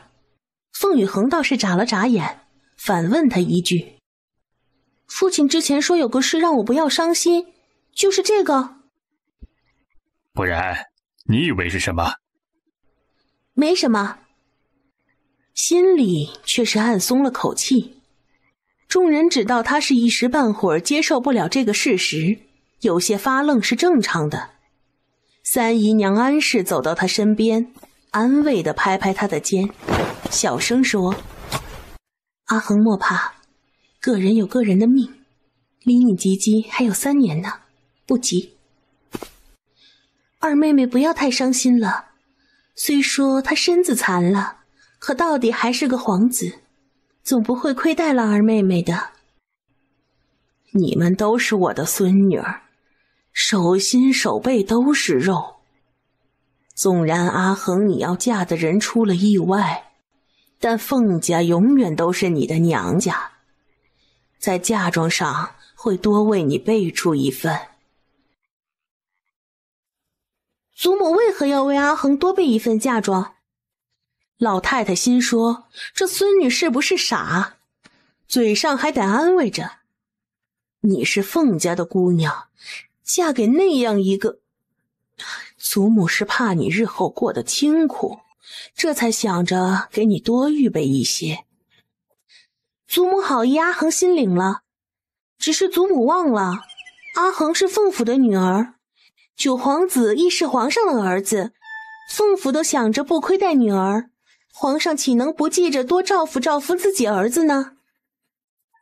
就是，老太太真是多虑了，咱们凤家哪能跟皇家比？对于沈氏来说，掏宫中的钱就跟掏他自己的私房钱是一个概念。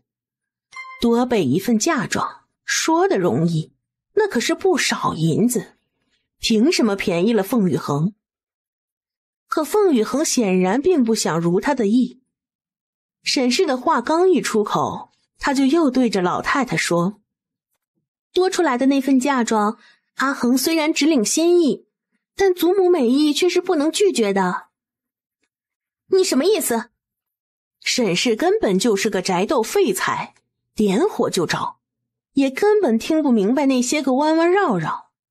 凤雨恒又道：阿恒的意思是，既然祖母赏下了，那阿恒就做个顺水人情，这份多出来的嫁妆就平分给享荣和粉黛2位妹妹吧。至于大姐姐，她看了陈瑜一眼，想来肯定是与我一样，不会与小妹妹们争抢的。一顶高帽戴过去，凤沉鱼还能说什么？只得展了他一贯的大度笑容，赞同的道：那是自然。享荣谢谢祖母，谢谢母亲，也谢谢大姐姐和二姐姐。多谢祖母、母亲和2位姐姐，京中人人皆知，咱们凤府的老太太向来疼爱小辈，从未因3小姐和4小姐是庶出就加以苛待，真是人人称赞的典范啊！我方才就说了，手心手背都是肉。中途出去给姚氏那边寻人牙子的赵嬷嬷匆匆而回，过门槛时不小心还绊了一跤，幸亏门口有小丫头扶了一把，这才没有摔倒。赵嬷嬷是打小就伺候老太太的老人，老太太自然知道，若不是出了大事，断不会让赵嬷嬷如此失仪，赶紧就问：裕王府的人来下聘礼了。什么？老太太、凤锦园、沈氏齐声惊呼，就连向来稳当不多事的安氏都是一愣。凤玉衡眨眨眼，裕王是什么鬼？安氏瞅着凤玉衡不解的模样，小声与他说：2年前九皇子出征，皇上除亲封其为镇远大将军之外，还封了世袭的裕王。他没有太刻意掩饰生意，这话就被沈氏听了去，酸酸地回了句：世袭又怎样？如今子嗣都没了，找谁袭去？安氏皱了皱眉，无意与沈氏多话，当下不再言语。倒是凤玉衡听明白了，原来裕王就是那个人呢，扭身对着沈氏乖巧地笑了笑：母亲是在为阿衡打抱不平吗？阿衡多谢母亲挂念。沈氏翻了翻白眼，想说你别自作多情，被凤沉鱼拦住了。祖母、父亲、母亲，还是快些到前院看看吧。沉鱼的话提醒了众人，于是一屋子莺莺燕燕呼呼啦啦地往前院去了。路上，凤玉衡拉了安氏，小声问：九皇子全名叫啥？安氏想了想，好像是叫玄天明。玄天明，也挺好听。一众人来到前院时，管家何忠正点头哈腰地跟一位老妇人说话。那老妇人一身褐色诰命宫装，身形高挑，气质不凡，人单单往那一立，就不是一个凤府管家能赔得起的。只瞧着何忠挂着12分的笑脸，一句一句地说着话，老妇人却始终目视前方，下颌微扬，理都不理一句。凤家老太太和凤锦园一看这架势，哪还能不知这老妇人身份？九皇子玄天明身边唯有一位嬷嬷周氏，是当今圣上御笔亲封的一品诰命夫人。这周氏半生未嫁，不但照顾着九皇子，还自幼随侍云妃。不知夫人亲自到府，有失远迎，还望夫人莫怪。凤家老太太也在众人的搀扶下，挺着僵硬的腰身来到近前，想要行礼，可这腰实在也是不争气，弯了半天也没弯下去，一时间尴尬不已。周夫人见惯了这种场面，自不会跟一个看起来就身有妖疾的老太太计较，只淡淡地说：老太太身子不便，无需多礼。老太太是无需多礼，但其他人的礼数却是少不了的。身后沈氏带着一众女眷悉数下拜，凤玉衡也跟着行了礼，却半天都没听到叫起的声音。老太太留意了周夫人的举动，就见她在下拜人群中环视一圈，像是在寻找，最终目光在一个瘦弱的小人处停了下来。半晌，下拜众人终于听到一声：起吧，不必多礼。这位就是与誉王殿下订有婚约的凤家嫡女凤儿小姐吧？周夫人收起一脸庄严，换上了一副慈眉善目。凤宇恒抬起头，对上的就是这一张充满善意的脸，只是这一声凤家嫡女。夫人误会了，这的确是凤某的二女儿，但却不是嫡女。是啊，咱们凤府的嫡女是陈瑜。陈瑜，快问周夫人好。陈瑜见过周夫人。周夫人瞅都没瞅说话的几个人，目光只停留在凤宇恒一人脸上，但话却是回了过去。老身只记得当初与九皇子定下亲事的二小姐是凤家嫡女。夫人有所不知，凤府多年前有所变动，如今阿恒并非嫡女。他话一出口，凤沉鱼立即补了句：虽名义上不是嫡女，但二妹妹在府中的一切依然是按嫡女分例置办的，丝毫不曾马虎。他这么一说，凤锦元也一下子反应过来，如今这情势，如果裕王府死咬着定下亲的是凤府嫡女，那就是逼着他不得不把凤沉鱼嫁过去。虽说九皇子身子毁了，但权势还是在的，皇上的恩宠也未见有减，他虽为一国左相，却根基尚浅，更何况即便根基再深，也无法跟皇子抗衡啊。可是陈瑜却是万万不能嫁给一个废人的。想到这一层，凤锦元也赶紧补充道：陈瑜说的极是，阿恒，夫人也知当年姚家的事，就莫要为难景元了。他自称了名讳，算是跟周夫人套起近乎。周夫人没理那先后开口解释的父女俩，只是拉着凤宇恒的手问他：你父亲和姐姐说的可是真的？嫡庶不过一个虚名，阿恒这些年在山里早已将这些东西看得极淡了。一句话点明这些年他根本就没在凤府里生活。周夫人自然是知道这档子事的，而且显然对凤家这种遇事急忙撇清自己，甚至宠妾灭妻的事十分不待见。就见他白了凤锦元一眼，连带着把老太太和沈氏也看了一遍，而后频频摇头，再转过来安慰凤宇恒：今年12了吧，再忍3年。凤宇恒没憋住，扑哧一下就乐了。夫人言重了。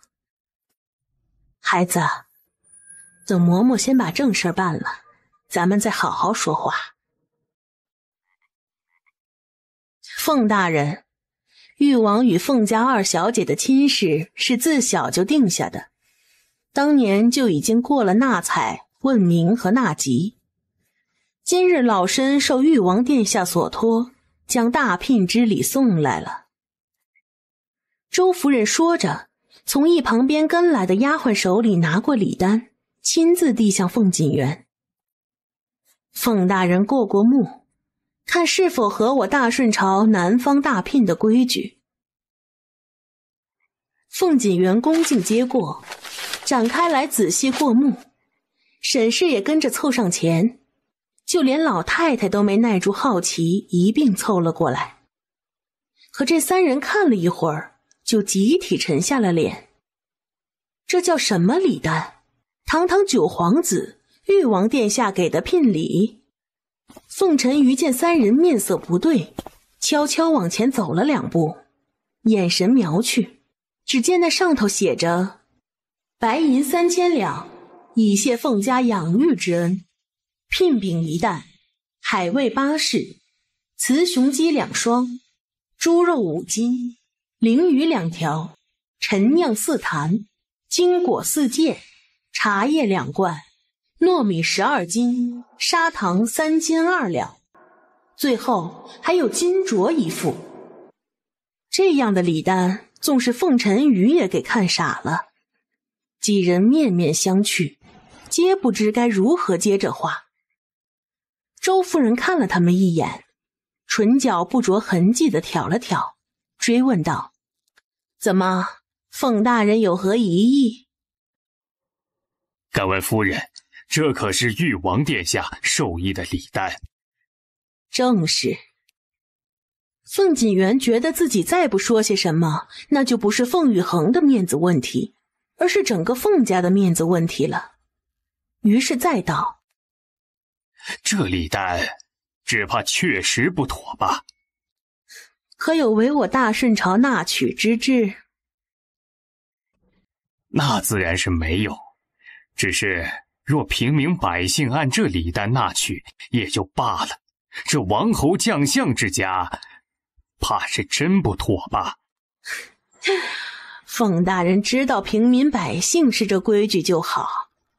万岁爷说了，皇子虽身份尊贵，但都是大顺朝的子民，与平民百姓没有什么差别。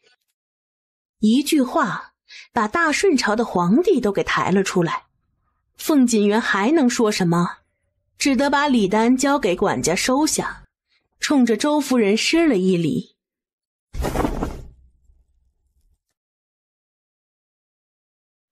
给凤府的聘礼就是这些，接下来是我们誉王殿下给未来誉王妃的私人聘礼。众再哗然，什么叫私人聘礼？谁发明创造出来的这种鬼东西？誉王殿下说了，凤府对凤二小姐的生养恩也就值这么多，那3000两银子其实也多给了不少。如果深究起来，凤府对凤二小姐的付出远远及不上这3000两这么多。意思很明白，你凤家怎么养女儿的，自己心里清楚，给你3000算抬举了。周夫人一抬手，身边丫鬟又递了一份礼单过来。这一次，周夫人将这礼单直接交给了凤玉衡。这是誉王殿下给二小姐的私人聘礼，请二小姐过目。凤玉衡接过礼单，低头看去，就见好长一张单子上密密麻麻写满了字，那一样一样的东西看得他眼花缭乱。周夫人也不等他看完，又一抬手，先前那唱礼单的大太监又开口了：“请誉王殿下赠凤二小姐私人聘礼入府。”这一声话起，门口又有一批人抬着用大红绸子盖起的木箱，就开始往府里搬。所有人都听崩溃了，从摆件到首饰，再到头面，别说是凤夫人听了啧舌，即便是让宫里的娘娘们见了，那也是个个眼红的。可誉王府就是把这些天下异宝不要钱似的一箱子一箱子往凤府里面抬。誉王殿下赐凤二小姐玻璃种翡翠玉白菜1只，羊脂白玉宝瓶1对，九龙玉杯1对，东海夜明珠1对，黄玉佛手花叉1尊，珊瑚貔貅1对，孔雀石山水插瓶1块，青玉菊瓣水仙盆景1个，波斯匠人手工艺黄金镯1套，共18只。不仅如此，除去摆件和首饰之外，随着那大太监那声一出口，众人眼睁睁地瞅着外头的人抬了一张华丽至极的大床进来。许是为了配合这张床，紧接着什么屏风、桌椅、多宝阁、书架、镜台，甚至连茶具这种小东西都冒了出来。这明摆着是给凤玉衡把整间屋子都要重新装修一遍。所有物件送完，最后那大太监扯着嗓门用更大的声音喊了句：玉王殿下送凤儿小姐京城铺子8间，京郊庄子6座，城内麒麟大街宅子1座，另送凤儿小姐零用银票10万，金票2万。最后一个万字拖了长长的尾音，听得所有人的心肝都跟着颤悠。随着大太监唱礼结束，所有箱子也都入了院儿。原本宽敞气派的凤府大院儿竟被堆得连下脚的地方都快没有了。一个裕王府的下人还挤了沈氏一下，冷声说：麻烦这位夫人让让。大胆奴才！裕王府的奴才自有裕王殿下管教，哪轮得到你来吼骂？周夫人将一只木盒亲自交到凤玉衡手上，面上又挂了慈爱。银票金票还有房屋地契都在这里，请二小姐收好。不知裕王殿下的聘礼，二小姐可还满意？满意，这样的聘礼当然满意。老身在与未来的王妃说话，哪容你放肆？还请二小姐明示。阿衡多谢裕王殿下厚爱，多谢夫人操持，这些聘礼甚合心意。他淡淡而语，面上挂着笑，却丝毫不见因财而喜之色。周夫人满意的点了点头，对凤玉衡如此态度十分满意。可凤玉衡心里也有番思量，那人下了如此之重的聘礼给他，到底是何用意？按说他应该不知道所谓的凤家二小姐到底是什么样的人，更不可能想得到就是西北深山里的那个他。既然这样，就是说这聘礼真的只是下给凤家二小姐，而与他凤玉衡无关。想到这一层，心里就有几分不舒服。裕王殿下对这婚约如此重视，是凤家二小姐的福气。临出府时，王爷让老身跟姑娘说，京里的天气燥热，不比西北大山里凉快，还请姑娘多用些去火的凉茶。他面上掩不住的笑意漾起，原来他竟知道，他竟是知道他的。再看这满院的聘礼，心情大好起来。这些东西都是裕王殿下给二小姐下的私人聘礼，与凤府无关，二小姐自行收好。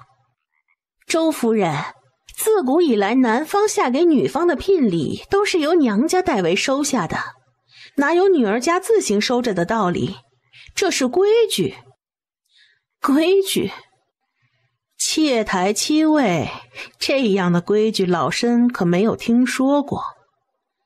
不过请凤大人说说您的发妻，也就是我们未来裕王妃的亲生母亲，如今是在何处？她自然是在府里。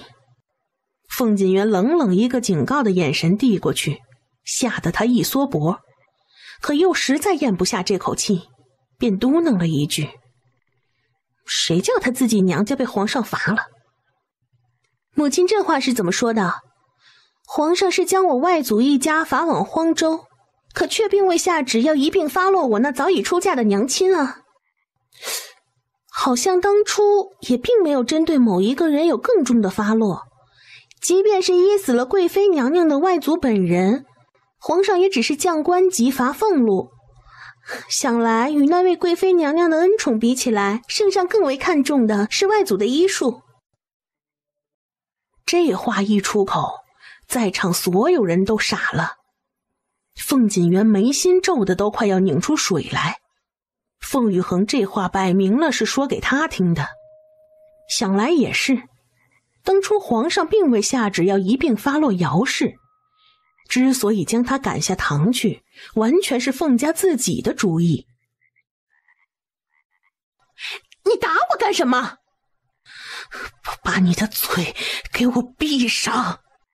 看来凤大人很擅长揣摩圣意，也不知道是不是妄揣。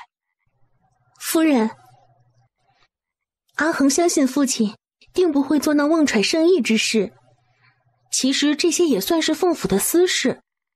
阿恒如今的母亲在多年以前曾对凤家有过大恩，而我父亲又是极重情重义之人，想来这一切都是父亲的个人感情问题吧。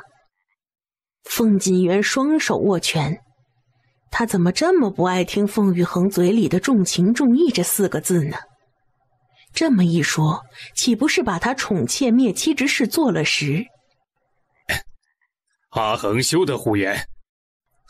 是阿恒误会父亲了，那父亲难道真的是妄揣？为父什么时候妄揣了？凤锦元各种不理解，怎么今天就说不明白话呢？行了，老身只是来向凤府下聘的，至于这些私人聘礼要由凤二小姐个人收着的事儿，真是玉王殿下特意吩咐过的。如果夫人要讲规矩，那就请跟玉王殿下去讲。不过又说回来，我们玉王殿下从小到大，什么时候讲过规矩？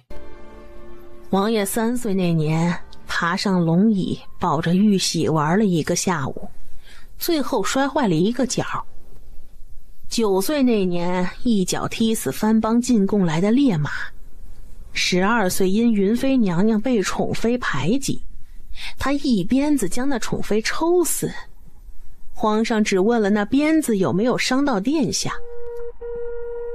15岁生日，皇上宴请群臣，玉王做主座，皇上都甘居下手。再往近了说，3年前，安定义士王家里的独女看上了殿下，安定王亲自求皇上指婚，咱们王爷不乐意，一把火烧了那安定王府。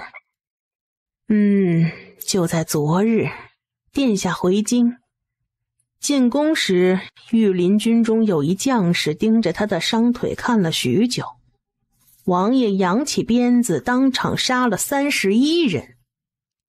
这位夫人，您还要与我家王爷讲规矩？沈氏听得脸都白了。凤锦元也想起今早上朝时听人议论起昨日宫中血案，据说皇上丝毫未责怪玉王。凤家人冷汗呼呼地往下飙，直到这位九皇子玉王殿下哪里是不讲规矩，这分明就是荒唐，太荒唐了。夫人，这些银票给了阿恒，那阿恒是不是就可以自行支配？这是自然。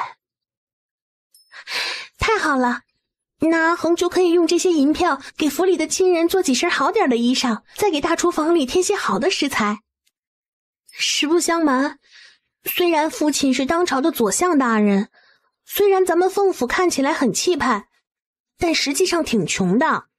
昨日姚姨娘带着阿恒和弟弟回府，父亲特地说了要按着姨娘的分例安顿我们，可是送到我们那边的衣裳，一件掉色，一件纱料硬的像刀片，还有一件衣领子也很是扎磨人，实在没办法穿。今早阿恒看到母亲身边的一等丫鬟也穿着褪色的衣裳。还有，不怕夫人笑话，我那柳园已经吃了2顿大厨房里食材的边角余料了。想来府里经济8成是已经捉襟见肘，不然断不会如此待我们。阿恒作为凤府的女儿，手里有了些银两，自然是要补贴一下的。这一番话将沈氏的脸打得那是啪啪的响啊！人家父亲明明说了按姨娘分例安顿，可你这个当家主母却给人穿那种衣裳，还让吃边角料。凤府人一个个低下头去，不管凤羽恒说的是谁，他们都觉得脸上无光。凤二小姐真是菩萨心肠，放心，京城最有名的布庄是咱们誉王府的产业。既然二小姐有话，那明日老身便会派人来为凤府各位主子量体裁衣，每人送一套衣裳。他说完，又冲着唱礼单的大太监扬了扬手。凤府人一见这架势，又是集体一哆嗦。他们此时此刻最怕的就是周夫人跟那大太监之间有交流，因为每次交流都毫无意外的令人崩溃呀。果然，这次大太监依然没有令众人失望，只听他冲门口喊了一嗓子：“抬进来！”立时便有人又抬了2只箱子进院。沈氏咬着牙，从牙缝里挤出点声音：“这又是什么？且听听再说吧，估计不会比前面差。”他猜对了，最后搬进来的这2只箱子才是今日打脸打得最狠的。既然凤府穷，那咱们誉王府就自己给未来的王妃准备衣裳穿。誉王殿下独赐凤二小姐广寒丝4匹，良人锦4匹，水云缎4匹，若耶纱4匹，另赠软烟罗10匹，给二小姐做帐幔。这一次，就连一向淡然不参与府中争斗的安氏都不淡定了。大顺东南西北4方边境各有一属附藩邦小国，这4个小国虽小，但每国都有一件国宝。这4件国宝便分别为广寒丝、良人锦、水云缎及若耶纱。据说4小国往大顺进献国宝时，宫里的妃子为了争夺，都能斗得个头破血流，可争到最后，无外乎也就能得1匹而已。这一切只因这4宝极其难得，4小国3年只得1匹，有的国家攒上10年，最后也才勉强凑出4匹送到大顺。而软烟罗则是大顺境内10年才能杀出来1匹的宝中之宝。这誉王殿下居然一出手就是10匹，还说只是给凤羽恒做帐幔用。凤沉鱼觉得自己要吐血了。如果说之前的头面首饰什么的他还能忍忍，可这5宝一出现，他实在是忍不了了呀，真是嫉妒的要死掉了。去他的女戒，去他的3从4德，如果能换其中1宝，他真的愿意把这个嫡女位置让给凤羽恒做。知女莫若母，站在其身边的沈氏明显感觉到女儿的身体正在剧烈颤抖，几乎是一下子就猜到凤沉鱼在想什么了。漂亮衣料人人都爱，更何况被宫中娘娘们都争抢的5宝。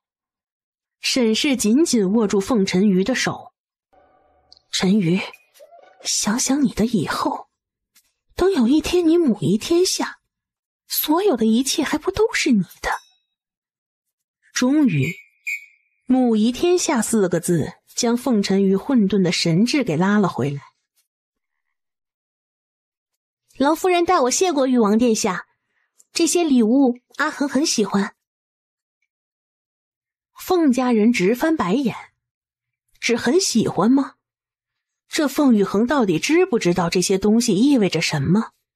这意味着她简直是全天下最幸福的女人呢。凤粉黛哇的一声就哭了，才10岁的小姑娘哪经得起这样的刺激，一把鼻涕一把眼泪的哭的那叫一个委屈啊。韩氏脸上也挂不住了，嫌丢人丢得不够吗？居然还哭。他气得暗里掐了粉黛一把，结果粉黛哭声更大了。想荣就在粉黛旁边，看他这样子实在丢人，便硬着头皮劝道：“四妹妹快别哭了，大家都看着呢。”粉黛哪里能听他的话，不但没停，还一边哭一边说：我也好想要果环丝，我也想要软阎罗，那些东西我全都想要。凤锦元气得大吼一声：放肆！只把个粉黛吓得一口气没提上来，差点没背过去。凤玉衡看着这一出出闹剧，心里那叫一个痛快。再看看凤沉鱼那轻咬下唇的样子，便决定再给他添点堵。四妹妹，快别哭了。一边说一边给周夫人解释：夫人莫怪，我四妹妹年纪小。周夫人自然不会跟个10岁的孩子计较，只笑笑，摇头表示没事儿。凤玉衡再道：四妹妹放心，来日姐姐用这些料子做衣裳时，如果有剩余，最差也给四妹妹做个帕子玩。帕子虽小，但若是这5宝之一而至，那也是惊艳天下之物。他这话一出口，不但粉黛不哭了，就连韩氏的媚笑也重新回到脸上。二姐姐说的可是真的？自然是真的。你跟小荣是妹妹，姐姐有好东西自然是要给妹妹们分享的。想来大姐姐也是如此，不会跟小妹妹们争东西吧？自然。二姐姐也给我做，妹妹们一人一方帕子，可好？小荣谢谢二姐姐。小荣俯身下拜，欣喜异常。粉黛自然也跟着道谢，连带安氏和韩氏都向凤玉衡道了谢。这边凤家的人寒暄完毕，周夫人将最后的礼物给凤玉衡送上。这一次从院外进来的是2个丫鬟，都是17、18岁的模样，面上未施任何粉黛，清清丽丽的，让人看着心里就舒服。周夫人说：这是玉王殿下亲自挑选的2个丫头，送来二小姐这里贴身伺候。这是他们2个的卖身契，二小姐记着，以后用人只用卖身契在你自己手里的，这样才放心。周夫人此行之事至此算是全部办完了。凤锦元客气地请她留府用宴，被周夫人拒绝。临走时拉着凤玉衡的手悄声说了句：如果有事，可到城内西街的仙雅楼，那里是殿下的。凤玉衡点头应下，再一次对周夫人表示感谢。哼，得意什么？不过是嫁了个瘸子。住口！扶不上台面呐，这简直是扶不上台面呐！母亲教训的是，请母亲放心，您对玉王殿下的评价，阿和会记得转告。你们记着提醒我，千万不能忘了。请二小姐放心，奴婢谨记。阿衡，父亲，您看是否先让下人把这些东西搬回柳园？估计柳园放不下。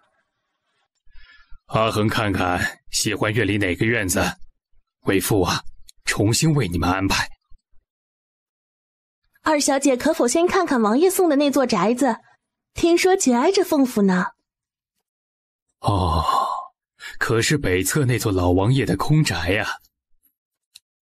紧挨着凤府北墙有一座空了好多年的宅子，那宅子原本是先帝赐给当时一字并肩王的，可惜老王爷膝下无子无女，过世之后宅子就空了下来，却没想到已经落到9皇子手里。那宅子与凤府仅1墙之隔，且那墙刚好就是柳园最边上的那一堵。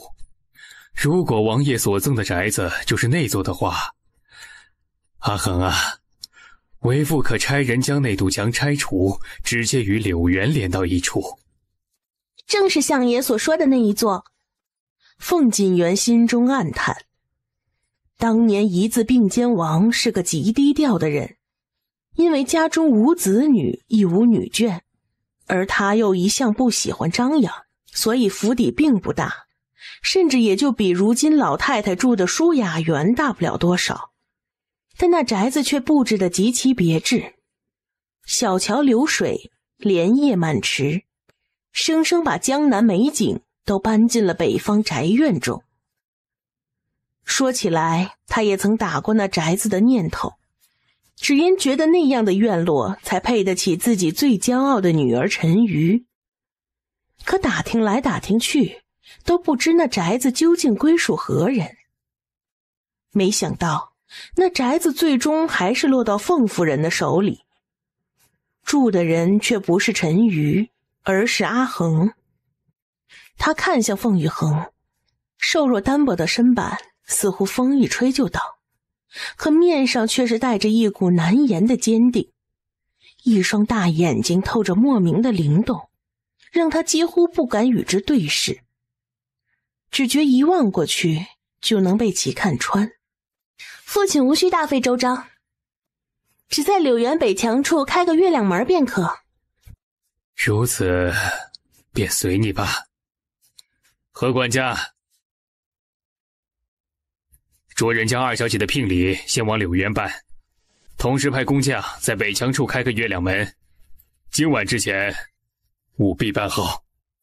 阿恒先将就着回柳园住下，回头月亮门开好了，看看那边还缺什么，跟祖母说，祖母全都给你添上。谢谢祖母，誉王殿下送了好些装饰物件，8成也缺不太多，只是需要些人手帮忙摆置。那好办。老太太乐了，对嘛，这才像是正常的对话，有要求就好。他就怕风雨恒说什么也不用，让他干着急使不上劲儿。赵嬷嬷把人牙子都联系好了，你想用多少人随便挑。这些外头买来的下人归你一个人管，他们的卖身契无需交到宫中，你拿着就好。至于月例银子，依然由宫中承担。那怎么行？咱们凤府所有下人的卖身契都是要压在宫中的，这口子要是一开，如果别人都照仿，府中岂不是乱套了？凤锦元和老太太齐齐瞪向沈氏，陈瑜一看，赶紧又把原厂的工作给捡了起来。母亲放心，陈瑜保证不会私添下人。既然都没什么意见，就这么办吧。折腾了一上午，也都累了，各自散了吧。众人齐齐行礼告退。凤雨恒临走时瞅了一眼老太太，想了想，还是道：祖母的腰病，不妨按阿恒之前说的法子试试。好孙女儿，放心，你说的祖母都记着呢。凤雨恒这才重新行了礼，带着2个丫头回了柳园。老太太看着他离去的背影，心里痛快不少。刚才那丫头是在关心他吧？如此说来，是愿意接受示好了。可惜，凤雨恒并不是这么想的。在他看来，这府里的人一个个的都欠修理，但他总归是一个人，还要顾及着姚氏和子睿，一下子对付太多，总不是明智之举。莫不如先拉拢几个见风就倒的墙头草，待他将顽固分子打压的差不多，再回过头来慢慢的归拢。回柳园的路上，凤雨恒询问了2个丫头的名字，很是特别，一个叫黄泉，一个叫忘川。黄泉比较活跃一些，忘川性子就显得有些清冷。黄泉很主动地向凤雨恒汇报他们被安排过来的原因。殿下说了，左相府比土匪窝干净不到哪儿去，虽然凤大人当年荆轲及第，可他家里人多半跟知书达理沾不上边儿，更何况凤大人那些书也没怎么读到正地方，连个父亲都做不好，也不明白他到底怎么做一个国家的丞相。所以殿下要我跟忘川过来保护王妃，可不能让王妃有什么闪失，也别在凤府里被人欺负了。王爷还说了，等王妃15岁及笄一过，马上就大婚。凤羽恒额头见汗，15岁结婚，你说你们这帮古代人到底是招的哪门子急呀？再想想那人，却发现竟也有一丝丝期待在心里悄悄萌芽。沉了沉心绪，问了身边黄泉、忘川：“我看你们步子轻盈，气脉均匀，不像是普通的丫头，练过吧？”我剑法最好，忘川轻功最好。殿下说了，让我们一边伺候王妃，一边保护王妃。怎么就一口一个王妃的？我还没嫁给你们王爷呢，早晚的事嘛。黄泉一副无所谓的样子，忘川却比他考虑得多。黄泉，你要记着，这里是凤府，不管凤大人那些书都读到哪儿去了，咱们可不能坏了规矩，在这里要叫二小姐。行，那就给凤家点面子。凤羽恒心中暗笑，看来凤锦园这个左相当的并不怎么招人待见，至少那人是根本没把他放在眼里的，不然也不会有今日这一出下聘大戏，更不会连身边的丫头都对凤锦园如此评价。忘川以后就跟着我吧。那我呢？王妃，不是，二小姐，你不要我了吗？当然要，只是你有比跟着我更重要的任务。有什么事是比伺候二小姐更重要的？去伺候并保护我娘亲和弟弟。黄泉点点头，他明白了。早在誉王殿下给了他们这个差事之后，白泽就亲自将有关凤府的一切，以及凤家二小姐的一切给他们讲了个遍。小姐放心，我一定护好夫人和少爷。凤羽恒暗中点头，知道那人送来的丫头果然靠谱。一行人回到柳园时，姚氏早就带着子睿等在大门口。一见他们回来，子睿最先跑过去，扎到凤羽恒的怀里。外头来的是什么人？我想去看看，但孙嬷嬷不让我去。是一位很有名的人的家里的长辈来到我们家做客，姐姐和长辈们都在大院里迎接。那为什么我不能去？是不是因为这身衣裳太破旧了，会给家里丢脸？没关系啊，不是有一套新的吗？我可以穿，子睿不嫌领子扎人。李嬷嬷，今早老太太说安排人先去成衣铺子给我们置办些现穿的衣裳，你去问问什么时候能置办好。李嬷嬷二话没说，应下差使，一路小跑的就往舒雅园去。当黄泉和忘川对着姚氏躬身下拜，道了声奴婢黄泉、忘川见过夫人时，下意识的就说了句：“新来的吗？一点规矩都不懂。咱们凤府的夫人住在金玉院，这位只是姨娘。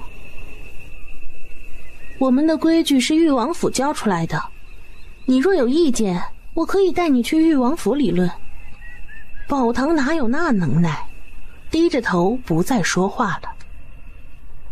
孙嬷嬷见这两个新来的丫头如此礼待姚氏，很是高兴。以后咱们就是自己人，就是自己人。柳园这边主子奴婢正在寒暄，外头管家何忠指挥着一众小厮将誉王府送来的聘礼开始往院里搬了。我听嚼舌根子的下人说，九皇子的脸和腿都伤了，他们说子嗣上也是无望的。这个事儿，你要不要再考虑考虑？娘亲，您这是让我考虑什么呢？柳园这边主子奴婢正在寒暄，外头管家何忠指挥着一众小厮将誉王府送来的聘礼开始往院里搬了。我听嚼舌根子的下人说，九皇子的脸和腿都伤了，他们说子嗣上也是无望的。这个事儿你要不要再考虑考虑？娘亲，您这是让我考虑什么呢？别说我们在凤府的地位今不如昨，就算是当年您还是当家主母，我还做凤家嫡女的时候，想要退了一个皇子的婚，也是绝对不可能的事。都是娘亲耽误了你和子睿。如果你不是姚家的外孙女，就不会被那场祸事连累了。如果我们都与姚家没关系，只怕凤锦园当年也不会把娘亲用8抬大轿抬进府门，那样也就没有我和子睿了。那人再不好，始终是你的父亲。莫不是娘亲对他还有感情？要说感情，当年被赶下堂的时候就已经没有了。只是阿恒，你得明白，女人这一辈子没有更多选择。出嫁从夫，不管夫家如何待你，那都是女人的命。命是自己的，从来由不得男人说了算。3从4德是互相的，如果他待你如草芥，你便不必将他供为上宾。傻孩子，哪有那么多公平的事儿？你觉得是互相，可人家不那么想。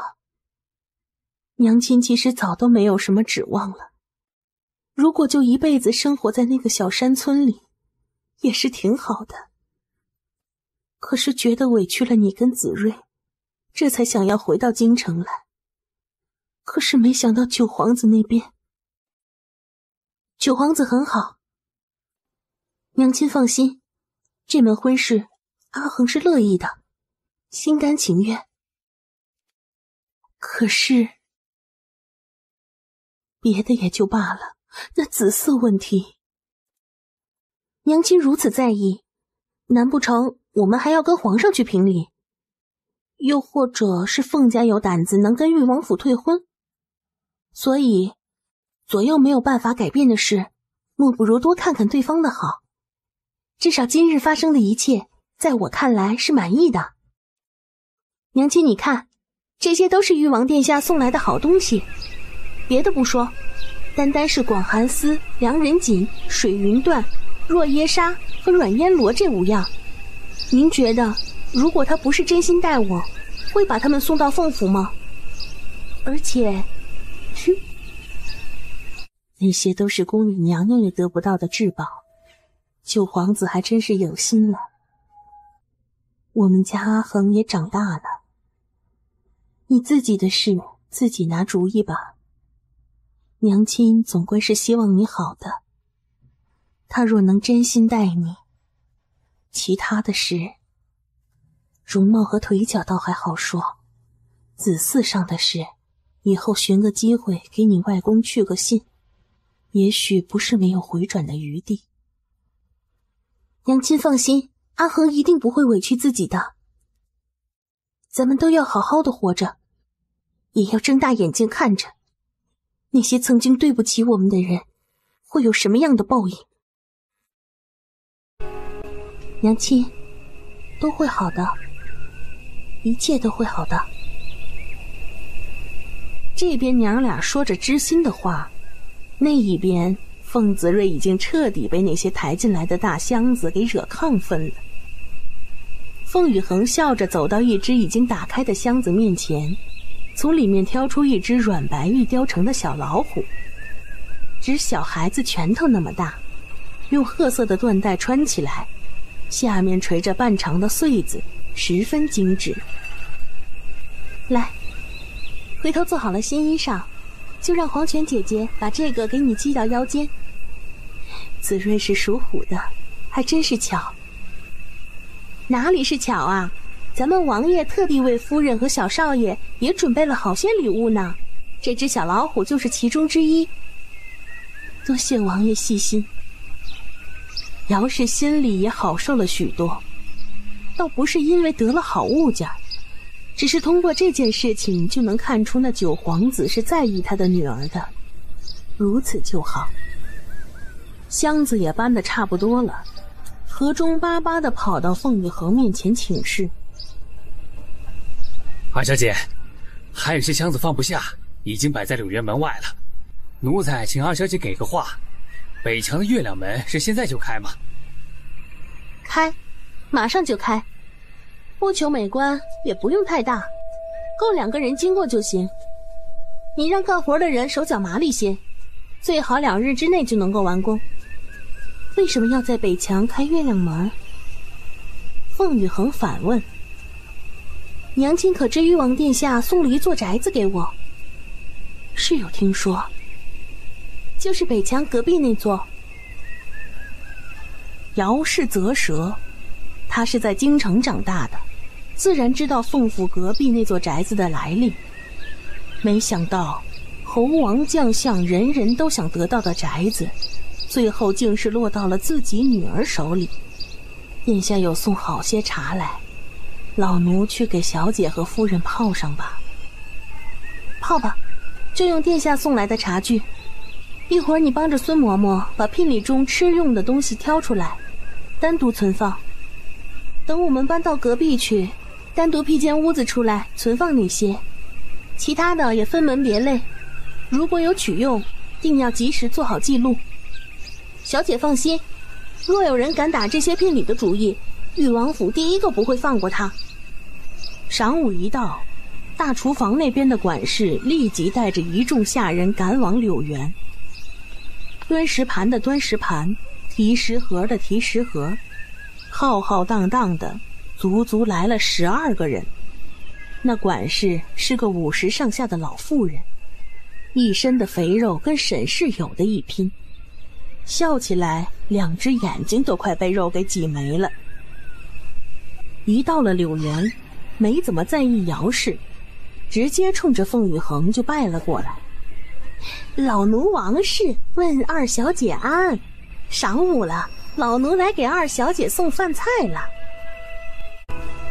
凤玉衡一点都没客气，坐下来就开吃。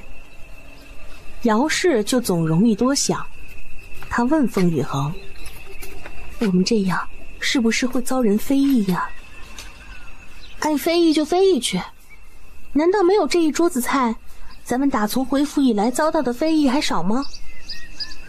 姚氏想想也是这么个理儿，便也不再多说，专心吃饭。3个人怎么吃得完这么多菜？吃到最后，好几盘子动都没动过。